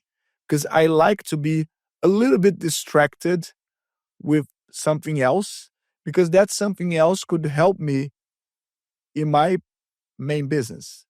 So I always developed people inside the companies and made them partners to run the company with me. So were you the CEO of Braspag? Well, pretty much. Pretty much. Yes, pretty much. But then... That was the last one? Yeah, but we hired a CEO at a certain point. You hired or promoted or hired from the externally? We did both. We hired first, and then we promoted the guy. We tried everything to learn how to do that process. Because Edu and I did not want to be CEO. We were not meant to be CEO. We were the builders. You're entrepreneurs. We were pretty much what an entrepreneur is. We like and enjoy creating, building, but we sometimes get distracted with other ideas, and we have sometimes many different ideas, which for an operating company is not so good. You have to keep the focus and the discipline. It's good to have some, but then you have to pick some of these ideas and see how they fit into the existing operating system. The ecosystem. Otherwise, you create a mess in the repeatable business model that you created. Mm-hmm. And if you think about what a startup is a temporary organization trying to find a repeatable business model, right? When you find a repeatable business model, what a entrepreneur usually try to do is to mess up with that repeatable business model. You cannot. This is the model that will take you to make money and to create a larger company. And then you understand the unit economics of what you do. You enhance things here and there, and you scale that. You put more money. You're going to raise money to put more money into the unit economics that you discovered. So that's when growth capital comes in. So here we kind of have to be careful with too much creativity and too many ideas being brought onto the company, because the company has a pathway. At this time, for example, Braspag could not get distracted with anything else. I could have created the security company from within Braspag, and that could be a very big distraction. Braspag was very focused on implementing those big online merchants that needed a lot of attention, concentration, and all the people that were working on that were very concentrated on that. So we try to keep some of these other ideas aside of our core business. That's why you created this pool of capital to kind of invest, and you were trying to like, look, there's someone running this operation while I kind of have a little bit more flexibility to go explore some stuff while still keeping 80% of the focus on the main thing. If one day these things become very synergistic, then you can join them. You can join them. Yeah. That's fine. But then in different phases also, it's not so easy. Of course, if it's just too much part of the same business model, you can have many different experiments within the company. But when I talk about these other endeavors I had, they were related, but they were not the same. Makes sense. So I prefer to do that. And they had other people, other partners involved. Yeah, makes sense. This episode of HD and HD is brought to you by a brand that's close to my heart, Brex. When we started Brex, it wasn't just about creating another financial product. It was about solving the real gritty challenges that founders and startups face every day. Building something from the ground up is hard enough without having to navigate clunky legacy banks with endless fees. That's why Brex is the financial stack that scales with you, no matter where you are on your journey. From maximizing runway to earning yield on your cash, Brex was designed to make every dollar count so you can focus on what really matters, building your dream. So whether you're just getting started or you're ready to take on the next big thing, Brex has your back.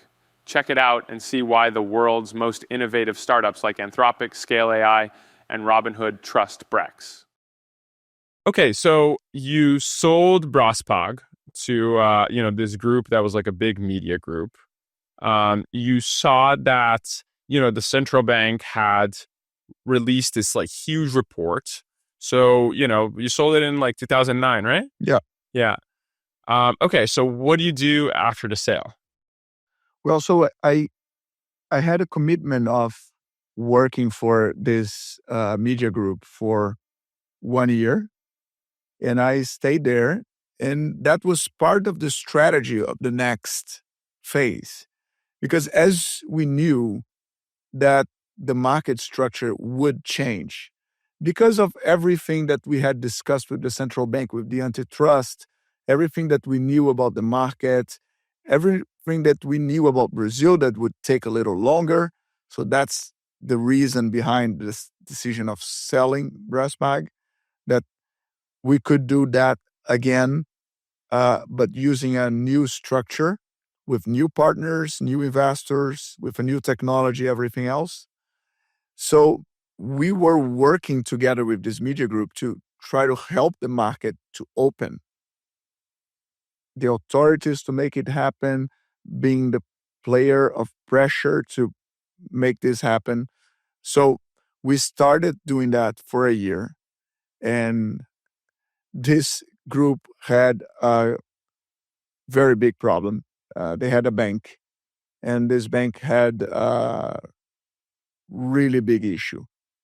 So they were in trouble for a couple of years then. So they had to decide to sell all their assets except for the media company.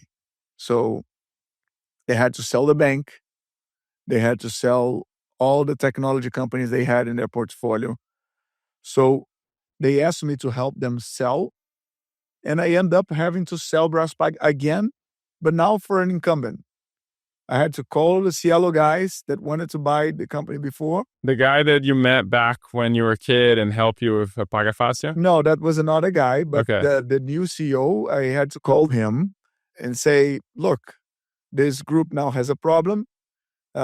He was trying to buy Braspag before when this media group won the auction. So now it's your turn. You now can buy the company. Of course, I could try to buy by myself, but that would be not the best deal for the media group. So I offered them to try to speak with Cielo and see if they could buy it. Well, we would take the market back to the status quo, but the wave was so big that it was going to happen anyway. Makes sense. So at this point, they're kind of fixing your own problems, and you decide you need to go, kind of figure out how to execute. And I had a 2-year non-compete. You had a 2-year non-compete. Yeah, I knew that anything else that I would start would be in 2011, 2012. Got it. They extended actually to January 2012. So that's when exactly the day I started. And you knew exactly what you wanted to start? What was the best business for the new market structure? Yes, we pretty much knew that was a continuation of the e-commerce platform that was easier to put in the market. So we started as a payments for e-commerce. Similar to Breastpog. Similar to Breastpog. That explains the 50% market share that we have today. So that's where we started, where we knew everybody.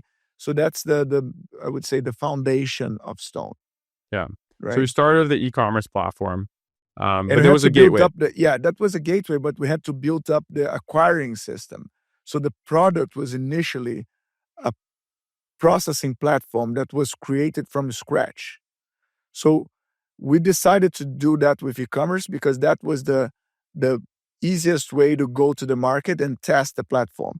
And I guess maybe just explain to people a little bit who are not the payment geeks that we are. At this point in Brazil, the market was separated into, and I know all this because I started my company a little bit after this too. So the market was separated into the traditional acquirers, right? Which is Cielo and Rede at the time, Redcard. And those are the duopoly that were about to be broken up. But then, or the two monopolies. Exactly. Well, but they were already processed both Visa and MasterCard at this time, or no? No, at this point, not.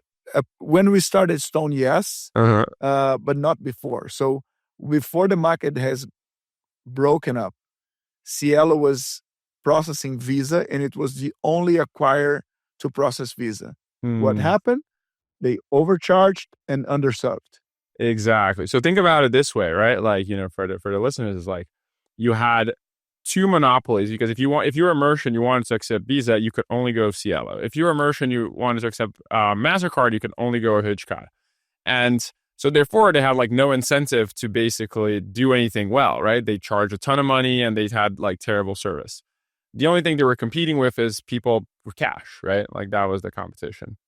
And then now the market is about to open up. The central bank is about to say, hey guys, this is not cool. We need to have more competition in this market. Yeah, in 2010 or 2011, they did. So the first thing that happened was that they started competing. So Rede started processing Visa cards and the other way around. So that was the first step. And then Santander, that was one of the Spanish bank, was one of the shareholders of the Cielo group, the Visa part of the market, decided to spoon out from there and start their own company, GetNet. So that was the first non-Rede Cielo acquirer. The non-Rede Cielo, but was still a bank. We're still a bank doing it. It was still a large bank. I would say an incumbent mentality, an incumbent technology, an incumbent product with an incumbent distribution channel. Got it. And then you saw that and you were like, oh, this is my opportunity. Yeah, I had to wait for that. We knew that it was going to happen because we knew from rumors that was happening already. And a big bank had to go first, right? Exactly. We knew that should happen before us. Okay, so then you see this and what's going on through your head? Now is my time? Yeah, I knew that was our time. We were just since the beginning, we were still waiting for the time to the non-compete to expire to start. So that's what we did. So this is 2011 now? 2011, yeah. 2012, January 2012, we put a bunch of people together, all the technology people that we knew. We started developing the products. January 1st, like first day, I remember that we were waiting. We couldn't do anything. But after January 1st, we started working very hard. And the product was already to be a competitor to the acquirers. Yeah, so the idea was to build up a processing platform that would be able to process transactions with any cards, but we still didn't have the license. So you could process any acquirers in the back end. Yes. It's a gateway. So you could connect to whoever acquirer you wanted to. Yes, but this processing platform would be able to process any card. Any cards. Of any type. Yeah. So we were building the acquiring platform, but we still did need the license. But what's the difference between this that you're building now and Breastpog at this point? No, that was the bulk of the processing platform in which you need to operate an acquiring system. Okay. So we just needed to plug in the license to do that. Got it. So you were building the system before you had the license. Exactly. We took the risk. We put in money, our own capital, to make it happen, to speed up the process, and then to start the process of asking for the license in Visa and MasterCard. Okay, so let me just repeat the story because I think this is so fascinating. In 2007, you kind of realized that this market structure was not going to be forever, that they had to open it up. Yes. And then you saw the central bank coming with something in 2008.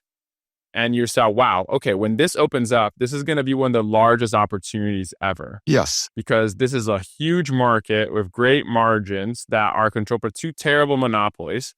So whoever gets to come into this market and does pretty good execution is going to crush it. Yes. And you saw that in like 2000 and... Yeah, I would say 5 years before. 5 years before. Yes. And then 2011, you waited for 5 years, you studied it, you positioned yourself. We position ourselves, we help the regulators to put together the right regulation to open up for real competition. Because then the fear was that the regulation would be not enough. And that was very well written, very well done. So that really opened up the market for new players. Yeah, that's amazing. We were trying to work together with everyone to make sure that that market structure would truly happen. It's really fascinating for me. I think this is like when I look at, probably one of the things I admire the most about you is that vision to see where the puck is going, not just where the puck is today, right? Like I think a lot of people's like, oh yeah, maybe one day. You're like, no, this is going to happen. I'm going to position myself. But now you need to get this license. And this license is kind of like let's say almost like an oil field license, right? Like, yeah. If you got it, you'll make a ton of money. At this time, that was true. Yeah. That was completely true. Yeah. At this time, was absolutely impossible to discuss getting a license from Visa and MasterCard if you were an independent company. So you're like, okay, this is what I need to do. So how do you get it? Well, there was still the concept that you had to have a bank involved to be part of the Visa and MasterCard network. Well, in the US, it's still like this till today. Yes. But then here you can kind of almost rent a license. Yes. Rent a bank bean. Yeah, now right? you can, but yes. At this time, the rent a bean concept didn't exist. And so we had to get a smaller bank involved with us on the shareholder base. So that's when we got BTG Pactual and Banco Pan. So the first thing you realize, like, I need to get a bank because regulatory, it needs to be a bank. Yes. So I put together a round of investment after we had the business plan very well written. And we had the processing platform almost ready. So we had a prototype of the value proposition of what we wanted to build. We had the experience. We had put the initial capital in. So we went for a round with a combination of American families and some institutional investors with very strong Brazilian investors and this pool of banks. And BTG this is before you got the license. So yes, everyone knew that if you didn't get the license, they would lose their money. Yes, but I put some conditions that we would give them a better deal if they helped me to get the license. So we went through a process in which we had everybody together working very closely to get the license. So you put this group of kind of everyone saying, hey, everyone is incentivized. If we can get this, we're all really. Yes, and we had one angel investor that was very important. It was the former president of Visa who helped me a lot. This is Carl? Carl. Yeah. Yeah.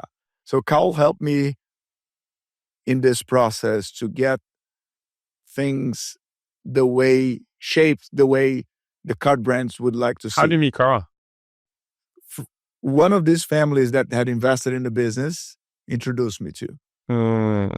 So I had the privilege of meeting Carl at that point. Of course, we talked a lot about Carl because I've seen Carl before in my brass bikes time. So I knew him. You knew of him kind of thing. Yeah, I knew of him, but I haven't met him before. Right? Yeah. So I knew that he was a could be an instrumental investor to help me get that. And the others were very strategic too. So we had some other people that would be very influential to get to that. So we could put this group of people together that was a perfect group for that phase. Well, that's the second thing I would say. Knowing the story, I admired the most about you. I think you were able to create your partner base to be the exact perfect partner base to get the outcome that you wanted, right? Like, through all the connections and networks and reputations, that kind of like allow you to, go hard at getting the license. Yeah, when you raise capital and you get smart money into your company, you have to think about what's your next phase and what you're going to need. What are the type of capabilities that you need to add to your company? So then you try to find the partners that better fit on that situation. Okay, so you got this partner base together. You met Carl. Like, how did you get the license? So then we asked for a license. So the documents needed to be perfect. The value proposition needed to be perfect. So everything needed to be perfect because they didn't want to give the license. So you submit it to Visa. You had to submit it to Visa, to MasterCard. And we went through a political process of trying to convince them that we had the funding to execute the project, that we had the knowledge, that the market really needed that market structure. Of course, the incumbent banks were calling them every day for not having a new guy coming in the market. So we were navigating in this political environment in which we wanted to convince them that granting a new license was the right thing to do. So we became the first independent credit card acquirer in Brazil. Wow, that's amazing. And then, like, what is it like when, how did you know you got the license, right? Like, what was that moment like? Well, that moment was incredible. Like, I was in California with Carl, signing the papers with the CEO of Visa in the headquarters. That was granted by the Brazilian team, but that was decided in the headquarters. So we knew that if we could get the license from one of them, the second one would quickly approve. So we had that. So we made a lot of people then call the right people inside these companies. So everything happened. And at a certain day in San Francisco, we had a meeting where the license was signed and granted. And we were very happy because we knew that was the beginning. Well, because it was kind of what you've been planning for 5+ years, exactly. Right? And this is like the culmination of it. Very rewarding, yes. Wow. Super cool. When that happened, how big you think the company would be? Giant. You already knew that, like, wow, now this is going to be huge. Yeah, my math was simple. Like 1% of market share would mean billions of reais in market cap. Because just doing the math. I remember that in the slide from the fundraising. Yeah, that was as simple as that. How much 1% of market share would be worth in the marketplace. And then after you got the license, that fundraising wasn't hard after that, right? Not at this point, because then there was a momentum in the company to make that happen. Because as you mentioned, that was a very valuable license. So we could raise capital. Of course, as I knew about Brazil, we raised a little bit more money than we needed because markets can be closed in Brazil for more time than people think. Just because of currency, political environment, the situation of emerging countries. So we raised more money, and that was instrumental for us also because we had more time to execute. We had more time to raise the second round and I think build the distribution channel. At this point too, I think one of the things I think is so interesting about the story is like, after you got the license, the round right after you got the license, like how much money you had raised in total at this point? Probably at this point, $100 million. $100 million. Like how many companies had raised $100 million from like U.S. investors in Brazil ever? Well, now after the wave of technology, but at that time, decade, at that time, nobody. Nobody, right? Yeah. So I think that is like an interesting aspect of the story, that your ability to raise money from the U.S. in dollars with the best people and then bring it to Brazil, at that time, it was unheard of, right? Like no one was doing that. No one had that. Maybe like a new bank was starting it around the same time and had a $2 million round from Sequoia or something like that at the time, right? Yeah, probably started a little later then. I They think they're started 2012. 1 year. Yeah, I think 1 year later. So I think that's another kind of point of the story is, I think one is like your vision of the market, two, the unbelievable execution to get the license, and then three, the ability to raise and deploy capital in the US and deploy it Brazil. No one had done that before, right? Yeah, then we had to raise even more money because the distribution channel that we chose to become our strategy. So talk about like what was the strategy that worked for the company? Like what worked? So e-commerce was small. So we needed to win in e-commerce, and that was the best test for the platform. So that would make the platform strong and make the company create some cash flow in the beginning. That would create some traction for us and help us raise more money to build the vision. And the vision was serving small and mid-sized merchants physically throughout the country in all cities of Brazil. So think about more than 5,500 cities in the country being served in the same standard. So that was the vision. So you kind of and like a direct sales distribution. You first started e-commerce. Let's win there, right? Yes. Because you had that experience, the whole client base. Probably took a lot of customers from Braspag. Well, yeah, probably we did because all of them were at Braspag at the time.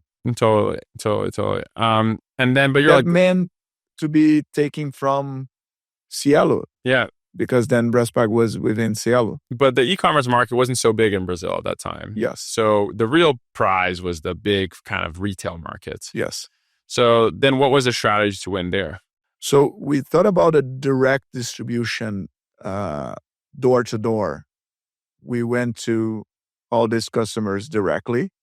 We would set up a group of people in each one of these cities to visit customers physically. So that's a huge investment. We thought that the unit economics for that would be very, very good. We would need a lot of capital to do it, but the salesperson would be paid in 1 year.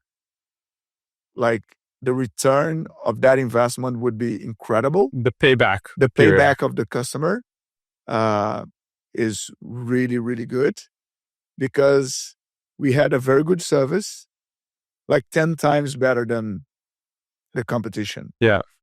We were cheaper. We were faster. So it is a basic... Easy sale. It was a basic sale of trying to deliver something that is better, faster, and cheaper. No brainer. No brainer. And there wasn't a lot of switching. I think one thing too at this moment in time is if I had Cielo and I wanted to add Stone, I just add a little POS machine, right? I don't need to change that much. You didn't need to change to start. And then we would delight you with the level of service. You would get a response from any channel that would get in touch with us in 5 seconds. So it's almost real time. If you call us, somebody would get on the line with you in 5 seconds. You would have someone passing by your doors almost every day, at least to say you good morning, to say hello, to say, do you need anything? So a level of attention that these guys had never had from the banks. That makes a ton of sense. Even the distribution was somehow a farmer, someone who was also taking care of the client base when it exists. So after the sale, this person was responsible for the clients that he sold. Yep. So he had the responsibility to maintain that client happy. Yeah. So he became the owner of that community. Interesting. So one thing that, I think is super interesting about building businesses in emerging markets, right? So I remember going to China once and visiting Alipay and WePay. And, obviously everyone in payments in the world always has this dream of like, wow, one day we're going to own the two sides of the network, right? Mm-hmm. And we're going to be able to skip Visa, MasterCard. And it only happened in China, basically, and a little bit in Argentina. And when I asked, the people in Alipay and WePay is like, how did you sign up so many merchants to be, in your network? And they're like, we just hired like 10,000 salespeople. And that is something that is economically possible in somewhere like China or Brazil, because how much would a salesperson make in Brazil? Like $1,000 a month or something like that? Pretty much. Yeah. I guess like that is like a playbook that is possible in a lot of emerging markets. But in the US, a salesperson makes, I don't know, $100,000 a year or something. So it's hard to kind of like execute like that, which I think is an interesting. But it still works in the US. It still works in the US. The economics are so good that it works anywhere in the world. Yeah, it's just a little bit harder, to... In Brazil, there is a pool of profit that the payback would be shorter. Yeah. Like, again, in payback in less than a year. It's unbelievable. It's amazing. It's unbelievable. Yeah. But as we didn't have anything, we needed to build out that from scratch. So we needed capital to do that. Mm-hmm. We needed capital, and we need more than that. We need a methodology to grow so rapidly in so many cities. So was at it the same time. Was it super easy to raise money at this point, or did anyone ever tell you no? No, then Brazil started to become a problem on the macro side. Which year is this? Probably 14, 15. So that was when Brazil started seeing trouble on the macro. So real trouble. Yeah. Real trouble. Probably the peak of that was 16 while we were scaling. So I remember to get back from Switzerland sick because I was traveling for so many weeks, every day meetings, every day meeting people, trying to raise money, and I simply couldn't. I just found a private equity in England that could give us the money that we needed in, I think it was 2015. But like that was the hardest moment in which we were seeing the unit economics. We were growing very, very fast, but we needed the capital to continue. That was a very profitable business model that we found. And we were showing a very compelling figure about the growth opportunity of that business. But we always raised money with very high quality people, and we visited all of them. But they were just saying, look, your business is incredible. It's really good. But this is Brazil. I just can't bear the risk. The currency risk, I don't know what's going to happen. So that was a tough time. That's interesting because even if the business is incredible, you still have emerging market kind of risk, right? Oh, yes. I think I was very used to that. I knew about that risk. But when you're caught in that situation, that's frustrating. So that's the reason then I built my other business in England, in Europe. Then so starting again risk. another thing in Brazil. But that was rewarding too. That was fun. That was an adventure. So, obviously, we're looking at the things that made Stone work, right? The macro restructuring, the license you're able to get. And, you mentioned that the distribution, obviously, you're telling that was like something that was really important. Like, how did you build that out? Well, so there were three things that were key for the success of that business model. One was a new technology, a very good product that we have put together in the beginning. So that would make people call less, create less problems. The reconciliation process of the transaction would be much easier than in everybody else's platform. So that was something key. Second thing was a culture of customer service and caring about the customer, caring truly about the customer. This is something that people say today, but at that time, putting the customer first was not something that everybody was doing. Mm-hmm. Especially the monopolies. Especially the banks. Yeah. And the third thing was the distribution platform that we created. And that was something very difficult to build because, as you mentioned, that was something built throughout 5,500 cities of completely different places of Brazil. Brazil is very different. And, things are very distant. The north from the south is it's very distant. And we made a huge investment on that, but we had to build the methodology to do it. How did you do it? Well, the methodology was basically we had to hire a lot of people of high standards with a culture of putting the customer first, young people that had come recently from the university. So we wanted very well educated people with a good culture, trying to work very hard every day in a very disciplined way, starting at 7, 8 in the morning. It was not easy. How did you learn how to do it? Well, there was a fun story actually that happened. I remember probably in the Series B of the company that we met an investor and we had everything modeled in a presentation. And this is pre-license or post-license? Post-license. Post-license. Yes. So that was the capital to scale the distribution. So the first capital to scale the distribution. And everything was modeled. We pretty much had the unit economics of everything planned. But one investor that was savvy in Brazil said to me, "You're not going to do it. It's very difficult. You got to hire thousands of people in a couple of years with a culture of high standards service, well-educated people. You're not going to find them. You're not going to hire them in the speed that you're applying here. And interest rates will eat your unit economics. You won't be able to do it." I was so intrigued with that because he was right. He was right. So I came back, spoke to the team.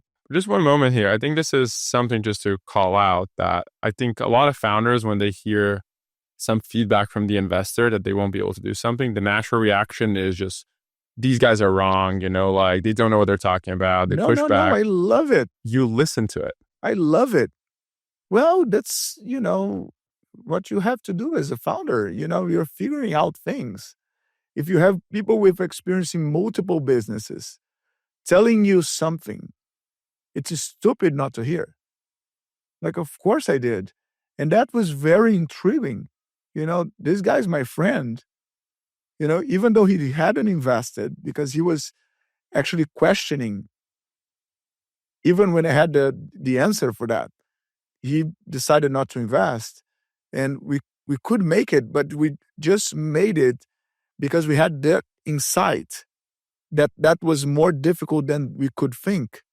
And therefore you prepared yourself. So I prepared ourselves. How do you prepare ourselves? So that was curious because we try to learn about recruitment processes. We got really good on that. We were, at a certain point, the company was specialized in recruitment processes. So we created what is probably still today the biggest recruitment program of young people in Brazil. More than 100,000 people applying every year. So we just thought that, first thing that we learned by visiting other people. So one thing that we do all the time, and it's part of the culture of our businesses, is always to benchmark with other industries. We try to look for the best in that specific theme. And we try to visit people across the board, around the world, in different sectors, sometimes in different kind of institutions. So I remember talking to churches on how they get people to their church, to their community. Like the Mormons. Yes, pretty much. So I did that research.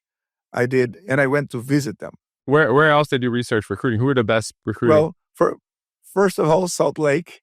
Salt Lake City, yeah. Then went to Israel to see how they operate, the excellence of their army. Oh, wow. Yeah. The U.S. Point in the United States, they went through the whole process of the program. Incredibly, the elite police of Rio, that was at the time doing a very, very good job. The elite squad, BOPI from the BOPI, the squad. So I met a group in Argentina that was also very good. So we went to many different groups that were recruiting in scale people and selecting people to do certain jobs. So I think that's another like super interesting insight in the story, which is, look, in order to learn recruiting, you didn't go and say, oh, let me learn recruiting from, I don't know, payments company in the US. No, definitely not. You were like, who are the best people in recruiting in the world across any category, right? Like from church to company. Yes. And let me go learn of them. Yes. And trying to learn and adapt. And how did you even get the access to them? Did you use it? Was it the investor base to introduce you? Like, how do you? Yeah, many different sources. So you had a network that you built over time that allowed you, hey, can you introduce me? I want to learn about this. Yes. Makes sense. Yes. So then you build. And some is just research and cold calling. Yeah. Yeah. That works too. So then. And then we learn how to recruit and attract people that would be interested in the cause, in the calling of what you're doing. There was a calling in what we were doing. We were democratizing payments in Brazil, reducing the spread of credit dramatically for the lives of the Brazilian small entrepreneurs. There was a real social cause behind what we were doing. So you find people that were mission aligned. Yes, because there was a mission calling here. So very first thing that I learned from all these visits is that, there's something in the recruitment program that has to be a calling, that has to be a mission. There has to be something that we already had when we started the company. We just translated that into language and we put the words to the world saying, we are doing that because of that. And that was... Here's our why. Right? And the why was reducing costs for small and medium merchants in Brazil. Yes, improving their lives. These guys spend a lot of time trying to reconcile their transactions, calling them, waiting weeks to have their terminal back if it's broken. So many different reasons why these guys were being underserved and undercharged and overcharged. So at this point, you've probably done over 10 of these recruiting processes plus, right? Yeah.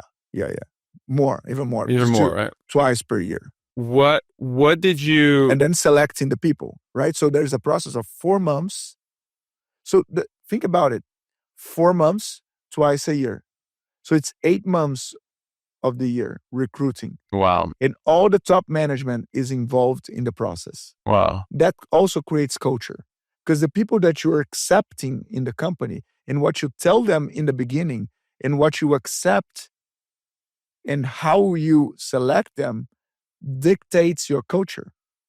So that was also the most powerful tool that we used to build the culture of excellence, hard work, customer centricity, technology, growing gradually, carefully, caring about the customer, caring about the company that we are building.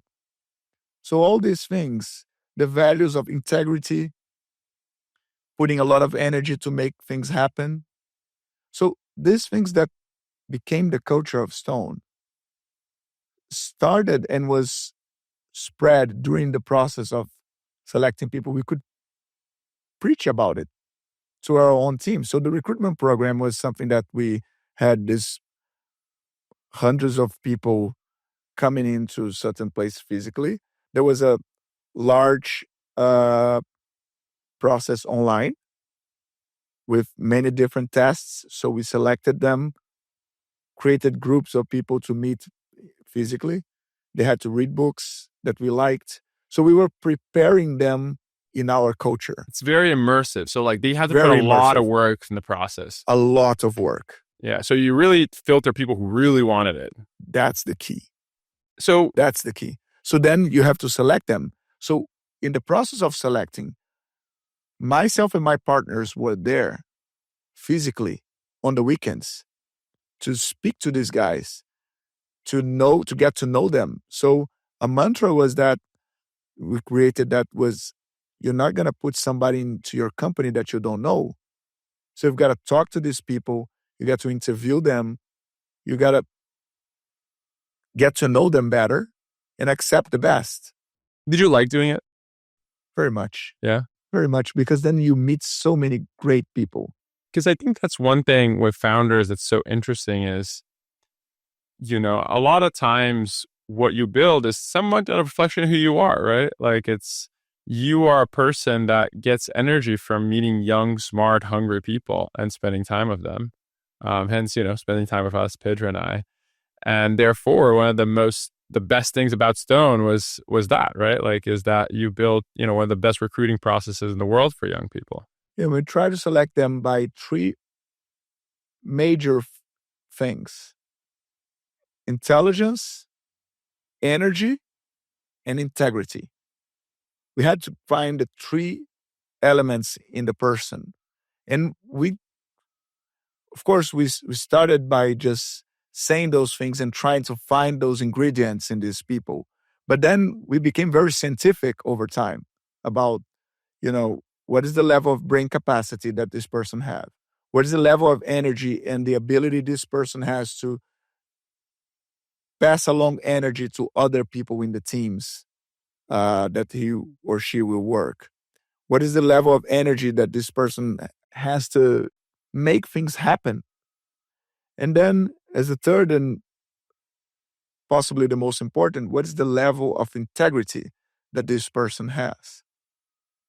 What is the level of integrity of the word that this person, if the person says he's going to do it, is he really going to do it?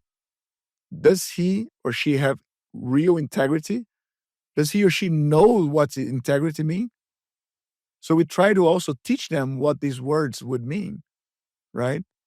So we try to find a balance of the combination of these three elements, and we try to put that together in a scientific way.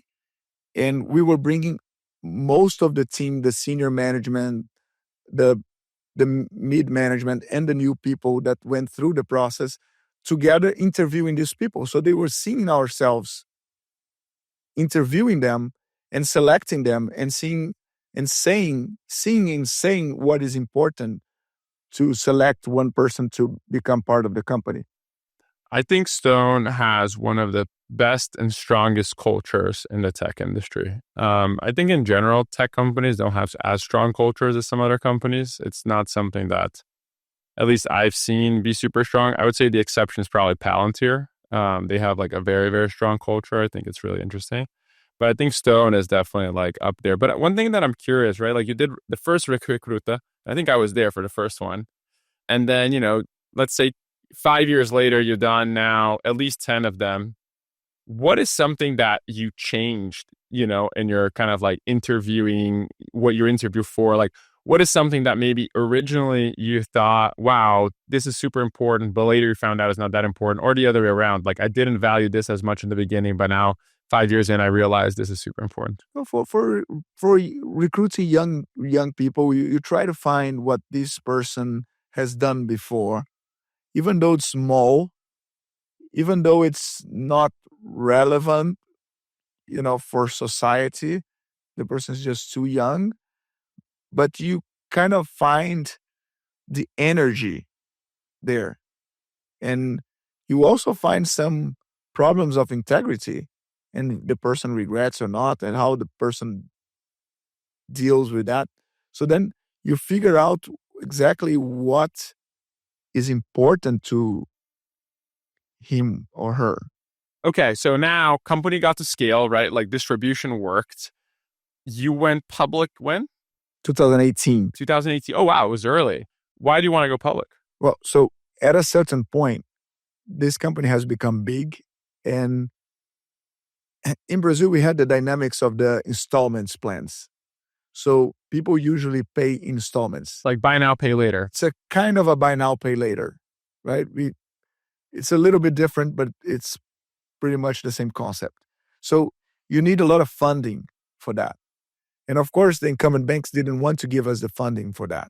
So we kind of... Because they were your competitors. Of course, yes. So that was a company that needed to raise a lot of capital, equity to build the company, but also the funding for the operations. Yeah, the debt for the operation. For the debt for the operation. So attached to the transaction. It's like asset-backed debt. Asset-backed. That was something that we needed a lot of capital. So by having the company public, that would make things easier. And that really happened. So That was going public was an instrument an instrument for accessing capital markets. access of capital markets of all different sources. At the time, we were getting to the limits of the mid-sized banks. So growing the company at the speed that we were getting was kind of creating a risk of getting to the limits of the funding structure of the existing funding providers. You might just tap out on capital. Yeah. At a certain point, yes. Which is something that it's hard to fathom in the US, but in Brazil, I guess. Yes, that happens. Yeah. That happens. If you don't have the 4 big banks, then you might be stuck into a funding limit of and again, today you have the market of FIDICs, the private funds. But at that time, we kind of created that market because of this parallel structure that we had to create So to FIDICs, accept funds from other parties FIDICs to are like fund these asset-backed operations. just so I understand, FIDICs are maybe like are they publicly sold or they're kind of like privately sold? Privately sold. So they're kind of like a securitization in the US. Yes. Yeah. Pretty much. Yeah. So how was that? Okay, so you decided to go public because you wanted access to the capital markets to keep funding growth. That's one of the reasons. Second reason, remember that we went through that very tough time raising capital for while Brazil was having a macro problem. Yeah. In 2017, the president was impeached. And a new president, the vice president, was a moderate guy and very good in terms of reforms. He created a much better environment for Brazil. And then Brazil started to improve, to get better, and to be more well connected to the world. 17. 18, there was the election, and there was it was almost certain that the right-wing guy would win. And at that point, with another government for so many years, that would be good news for the market. And then Brazil started to become something that people were interested in the capital markets in the world. Again, so there was a window. And we were afraid of the results of the election, that we didn't know exactly what would be the perception of the outside world. So we decided to go public in October, right before the election. The elections in Brazil are usually in Octobers. What did you go public for? So we went public in New York in October of 2018. We raised $1.5 billion of primary capital. I think a little bit of secondary, but mostly primary. And that... What valuation was that?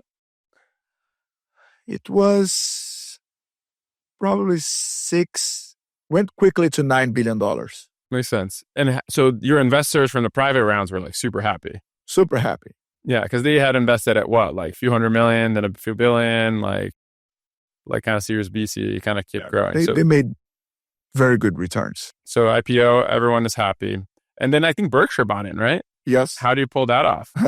Well, we had someone who also anchored the IPO, a good friend of ours who was a partner on 10% of the company, Madrone, who actually introduced us to Berkshire.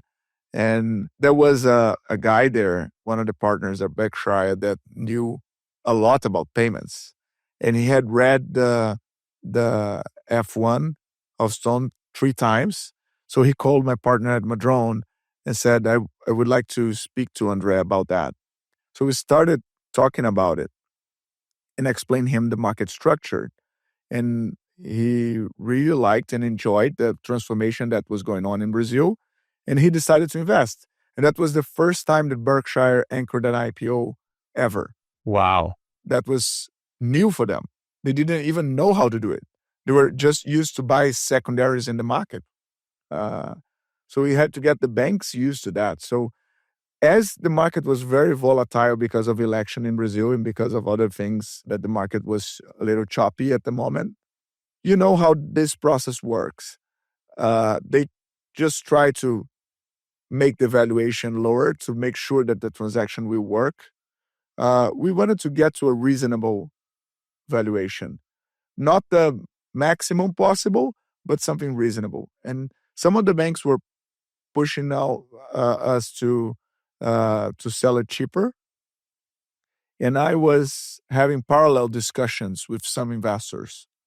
And I then made the decision to anchor the IPO, which was something that we didn't need to do. We could just simply trade in the day, but we decided to having some investors coming into the book and announcing that publicly before the day.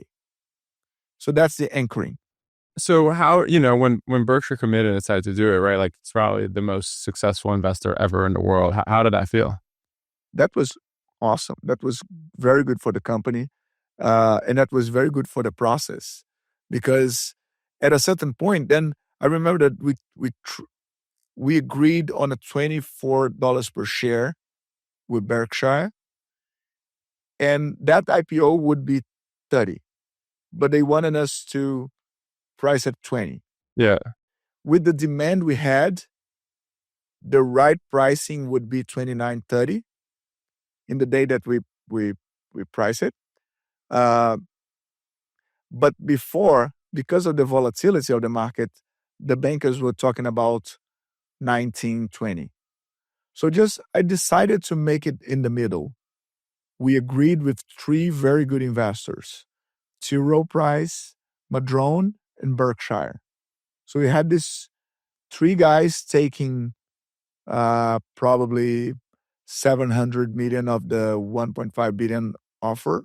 And that gave us more visibility of how things would play out in the day of the pricing. Of course, in the day of the pricing, we could change the price and take them out of the table, but we would never do that. So in the day of the pricing, like the right pricing that the banks have said was $30. We just said we're going to price it at $20, $24. To make it work for... That's what we had agreed with the funds. And you think that's like a lesson that you did in all your fundraisers, which is it's okay to take a little bit of a price discount to get the best people on the table? Certainly. That's for your life, for the life of the company. I think that's another thing I think you've done quite well is you always found a way to get the best people in the world involved, even if it's at a discount. Eventually you knew it was going to kind of... The level of influence that people have in your life is incredible. Sometimes we don't figure it out. We take it for granted. But having great people around you make you much better. So, of course, the great people, they don't want to deal with people that wants to extract the last dollar of the table, of the negotiation. So we try to be reasonable. $24 for us was fair. We did our math, they did theirs. We agreed on a $24 basis. That's done. Just a word. We didn't need any contract. It's amazing. We could have changed that on the day of the pricing, but we would never. Like a word is a word. Is a word. So IPO to $6 billion, 2021 comes in. So it went up like 30% in the day after, which is something also very good because everybody's happy. Everyone's happy. Everyone got their pop in the IPO. Everybody needs to be happy in that day. Yeah. Doesn't need to be 30%, but like it's a happy day for the company. I guess at this point, just pointing to, we'll come back to Stone a little bit more of a personal question. At this point, you obviously became very wealthy and very liquid wealthy, at the IPO. How did that impact your kind of like your psyche and your mind? Like, what were you thinking about that in that time? How did it change your relationship with like money and success? Well, you just can do things that you weren't able to do. You travel faster. You can do certain things, but that doesn't change the fundamentals of your life. But did you get just a lot more security, or you already had that from the previous companies? Like, did it change something at that point, or no? It just changed the level, but didn't change who I am, how I deal with people. that truly didn't change anything. That created some complications. Things become more complex. You have more structure to do things, but you do more. So you do more. You can help more people also. So, the works that I do with kids that I like with gifted kids, I can do more of that. So, you have more capital to deploy in things that you like that will create more value. So Especially in Brazil, there's no one else doing that, right? There's the philanthropy in Brazil is so little. And then maybe you can get some nice spearfishing equipment too. I know you're an avid spearfisher. That's something I did. That's something I did. Like the best spearfishing equipment. The best. I don't save money with that. yeah. Amazing. So, the audience knows Andre also got me into spearfishing. So I'm like, a new adept to the sport. Yeah. Yeah. That's something I haven't thought about it. I really bought the best things on spearfishing. Amazing. I don't save money buying those spear guns. Amazing. We all have our passions and our little indulgences. But now going back to Stone, now 2021 comes. The company I think is valued at $30 billion or something like that, right? I think all of us that year probably had higher opinions of ourselves and our companies at that moment in time. Would you think that's true? Is that kind of? Yeah, we try to, of course. The correct answer is of course. But did you think you were Bill Gates that year? No, never thought about that. My father would never allow me to think like that. I grew up in an environment where he would never make me feel that I'm a superstar. Oh, well, you're better than me. I definitely thought I was Bill Gates that year, so you're definitely better than me. That's just because I had a father with that personality. But that happens, can happen to anyone. But 21 was the year that I probably most learned. Because it's in the tough times that you really learn. Like we went through the pandemic in 20, which was a very hard time. I was not working a day by day of the company since 19. So in the pandemic, everybody was hidden and working from home. So what happened in 19? So 19, our partner that had become the CEO in 2017 has become much more mature. And he was leading and running the company very well. And I could kind of turn from executive chairman to chairman. So I was trying to transition from that attitude of being in the office every day to turning more as a chairman. But I honestly didn't know how to do that. That would be the first time I would do that in a big company. Because doing that in a small company is completely different. I was kind of used to it because I did it in a smaller scale.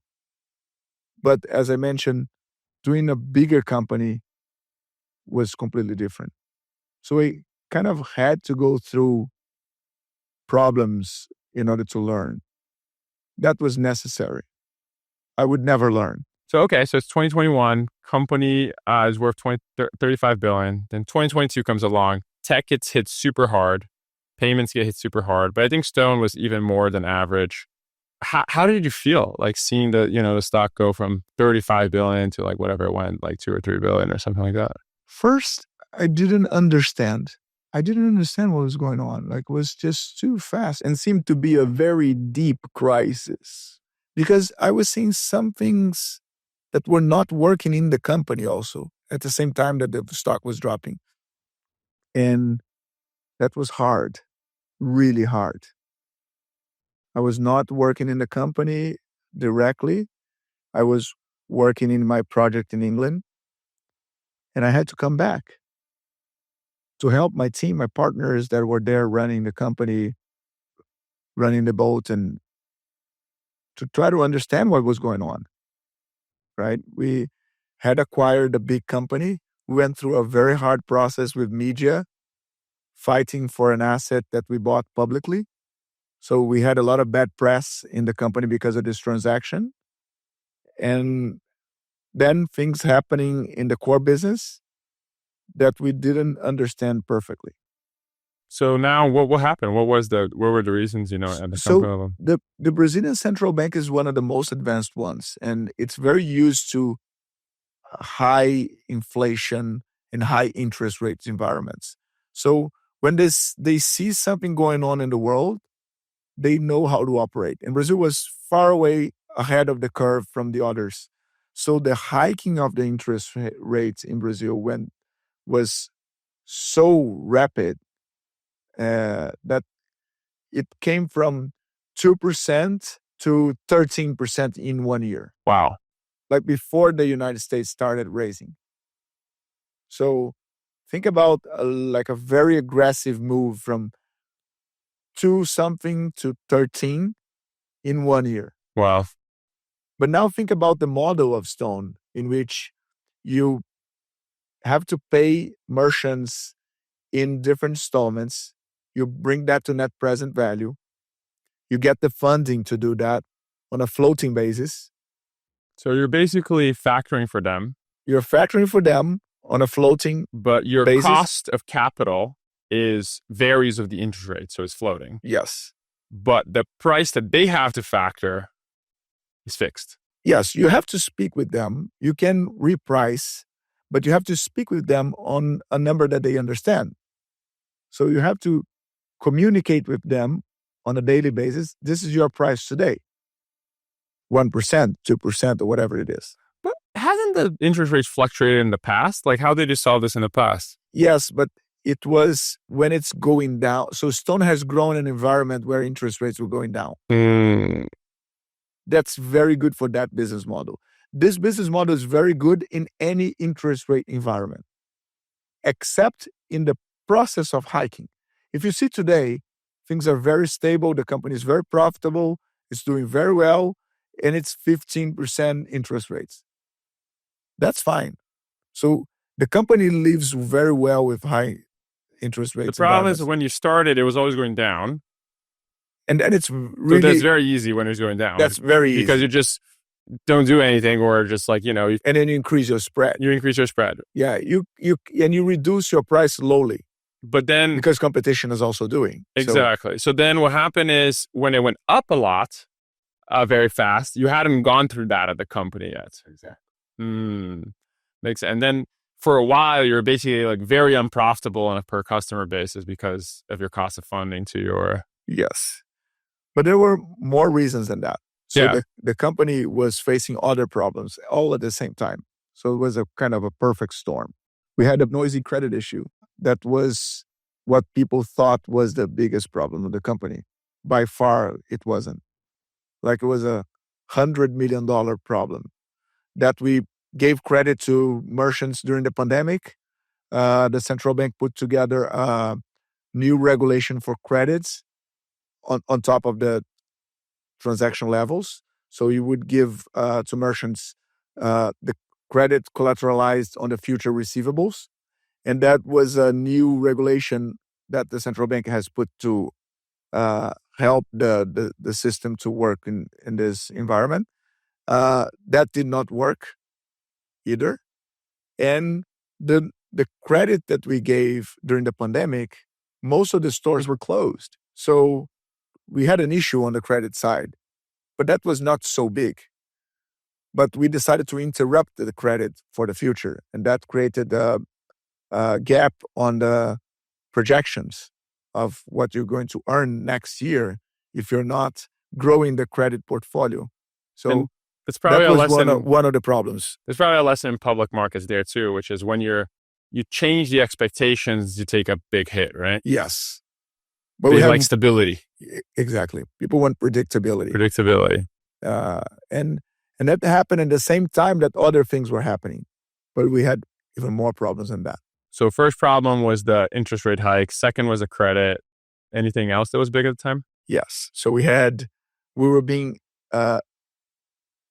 caught in a price war with another competitor. In the previous year, we decided to get into the micro merchant business, and we attacked one of the main competitors, one of the independent players that has become big too.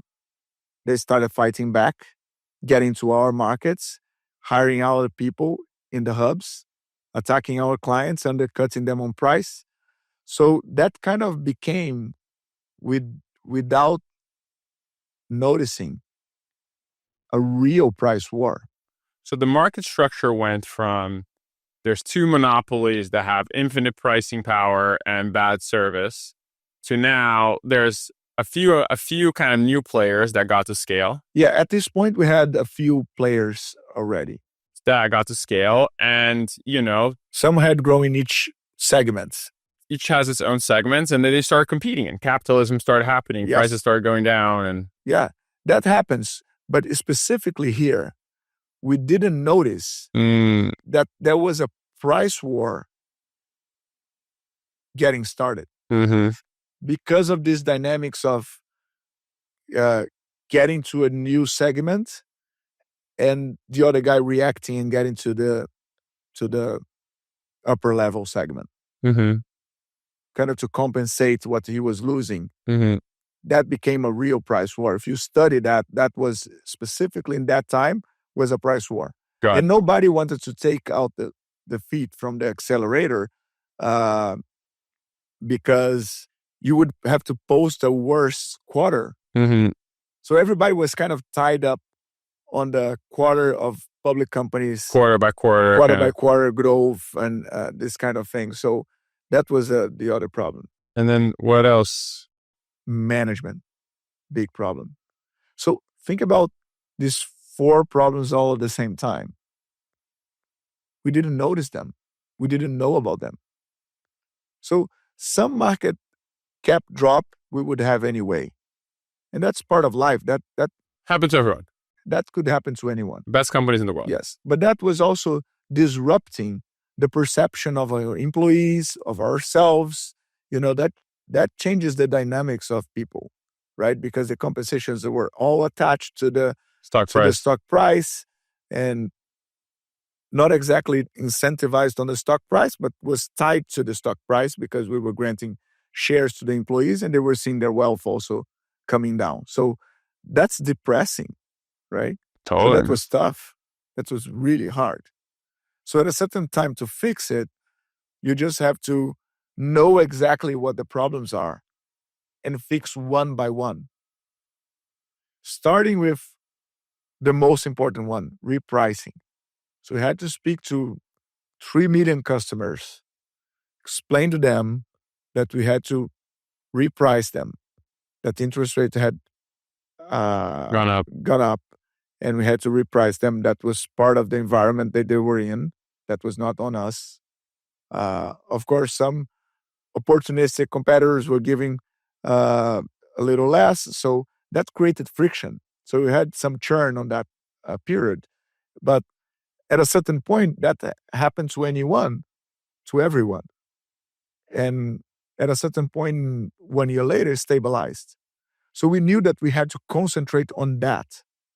On the credit, we just simply had to stop not doing that anymore and rebuild the team. But that we could do with more time. The urgent thing to do was to fix the pricing and to build up a real-time online system to reprice customers and to understand what was going on the other side of the market. So that was the key to build up the new strength that the company had, a very granular view of how to price in each place, each type of customer. Now the company is like crushing it, right? Like you solved all these issues, you can reprice people in real time. Management is doing really well, right? Like all of that. So you went through hell and you kind of came out of it. But now that you're out and you get to reflect a little bit on the experience, what do you think are the things you could have done to not have this happen in the first place? Well, first, we didn't know how to transition in roles in the company. Well, you have to plan that better. You really have to plan that. That's something that you cannot do overnight. Secondly, I think you got to combine at a certain point of the company where the business gets more mature to have more senior people in the management team. So that's something we did, and we saw that we fix it when we did it well. And how do you mix it? Because I know, for example, one of the things that's very cool about Stone is like the CFO is like 30 years old and he's like amazing. Yeah. So it's a combination. So we've got to combine the senior people with people who really know the business and who really have the energy to run the business and who owns the business also. So people who are part of the partnership, that people who had grown into the business, but you'll also have to combine with people that had done that before in other industries, in other places, that had gone through the process, that knows how to do it, that has the experience. So you have to combine them and also combine the power of them. So what we always try to do, but we didn't know exactly how to do when the company gets too mature. The company today has around 20-something% of the target market of Brazil, of Brazilian mid-sized and small merchants. So it has become more mature with a repeatable business model. So at this point, you have to bring in more senior people to the management. I would say the third thing is the board. The board needs to be in sync and paying a lot of attention. We changed the whole board when we had this crisis. We improved the board. The board has become much closer to the company. And I think that was also key. You get senior people with experience to try to see if the business is doing well, to supervise, and to try to help the management team to plan the next phase, whatever it is. So after we built this new board, I think the company has become much stronger. So, you fixed all of this. You got your lessons, but it seems that the, stock price is still kind of pretty low and like the multiples are quite low, even compared to like the industry. Why do you think that is? Like, why do you think you're not getting credit right now for all the fixes and hard work that you did? Well, the markets are sometimes unexplainable in both ways. Like at a certain point that it was probably not worth $30-something billion. It's probably not worth what it is today. So I have my idea of the intrinsic value of this company, and that's how it is to be in the public markets. That doesn't scare me anymore. Doesn't bother me. So that's fine. I'm shareholder of reference for the company just to make the company stable, having one shareholder that can stay for the long term, to give them confidence to continue building what they're doing. I'm not part of the board anymore. So now this board has become independent, a group of very good people helping the company to be better every day. The company is still growing well. Of course, it's much more mature, so it doesn't grow as much as it was used to grow. Law of large numbers too, It's yes, like much larger numbers, more profitable, real cash flow, so it's generating a lot of cash. So it's a different phase. I don't care so much about the market cap. I'm concerned with the fundamentals of the company that are good. So, okay, as kind of like, more the closing question, Paga Fácil and Braspag was maybe the first decade of your kind of entrepreneurial experience. Then maybe Stone was the second decade of your entrepreneurial experience.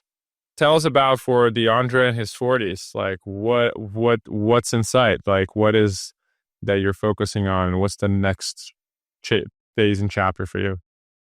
Well, so I'm happy now with my kids and not being on the board of the company that I helped create and seeing the company living by itself. That's something that I want to develop more. The ability to create things that don't depend on me. That's very important. Second, very important thing that I very much like is to help other entrepreneurs who are going through any tough time. Because I went through many different tough times in different scales, in different scenarios. So if I see somebody that is similar with the same objectives that I have and that I had going through that, I kind of try to give a hand to help.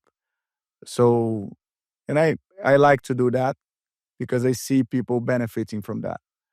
The third thing is developing my company in Europe, which is my top priority.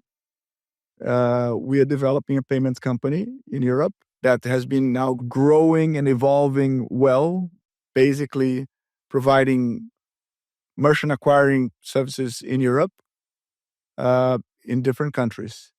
And we developed that from scratch. We developed the system. We created the company in 2019. And since then, we acquired a few companies. And now we are developing that more organically, trying to learn with everything that we did in the past in the payments industry and applying that to the European reality. We think there is a big opportunity there because it's still dominated by old incumbent banks. And I think we have experience in providing something new. So we are now doing that. We had put a bunch of great people together, and I'm happy with this year. We just closed. I just came back from England in the last board meeting. I was happy with the results. Well, I guess the difference on this European one is that if you do the same thing you did with Stone, in Europe, it's probably $100 billion company, right? That should be. I hope so. Exactly. Again, I'm not so concerned with the market cap.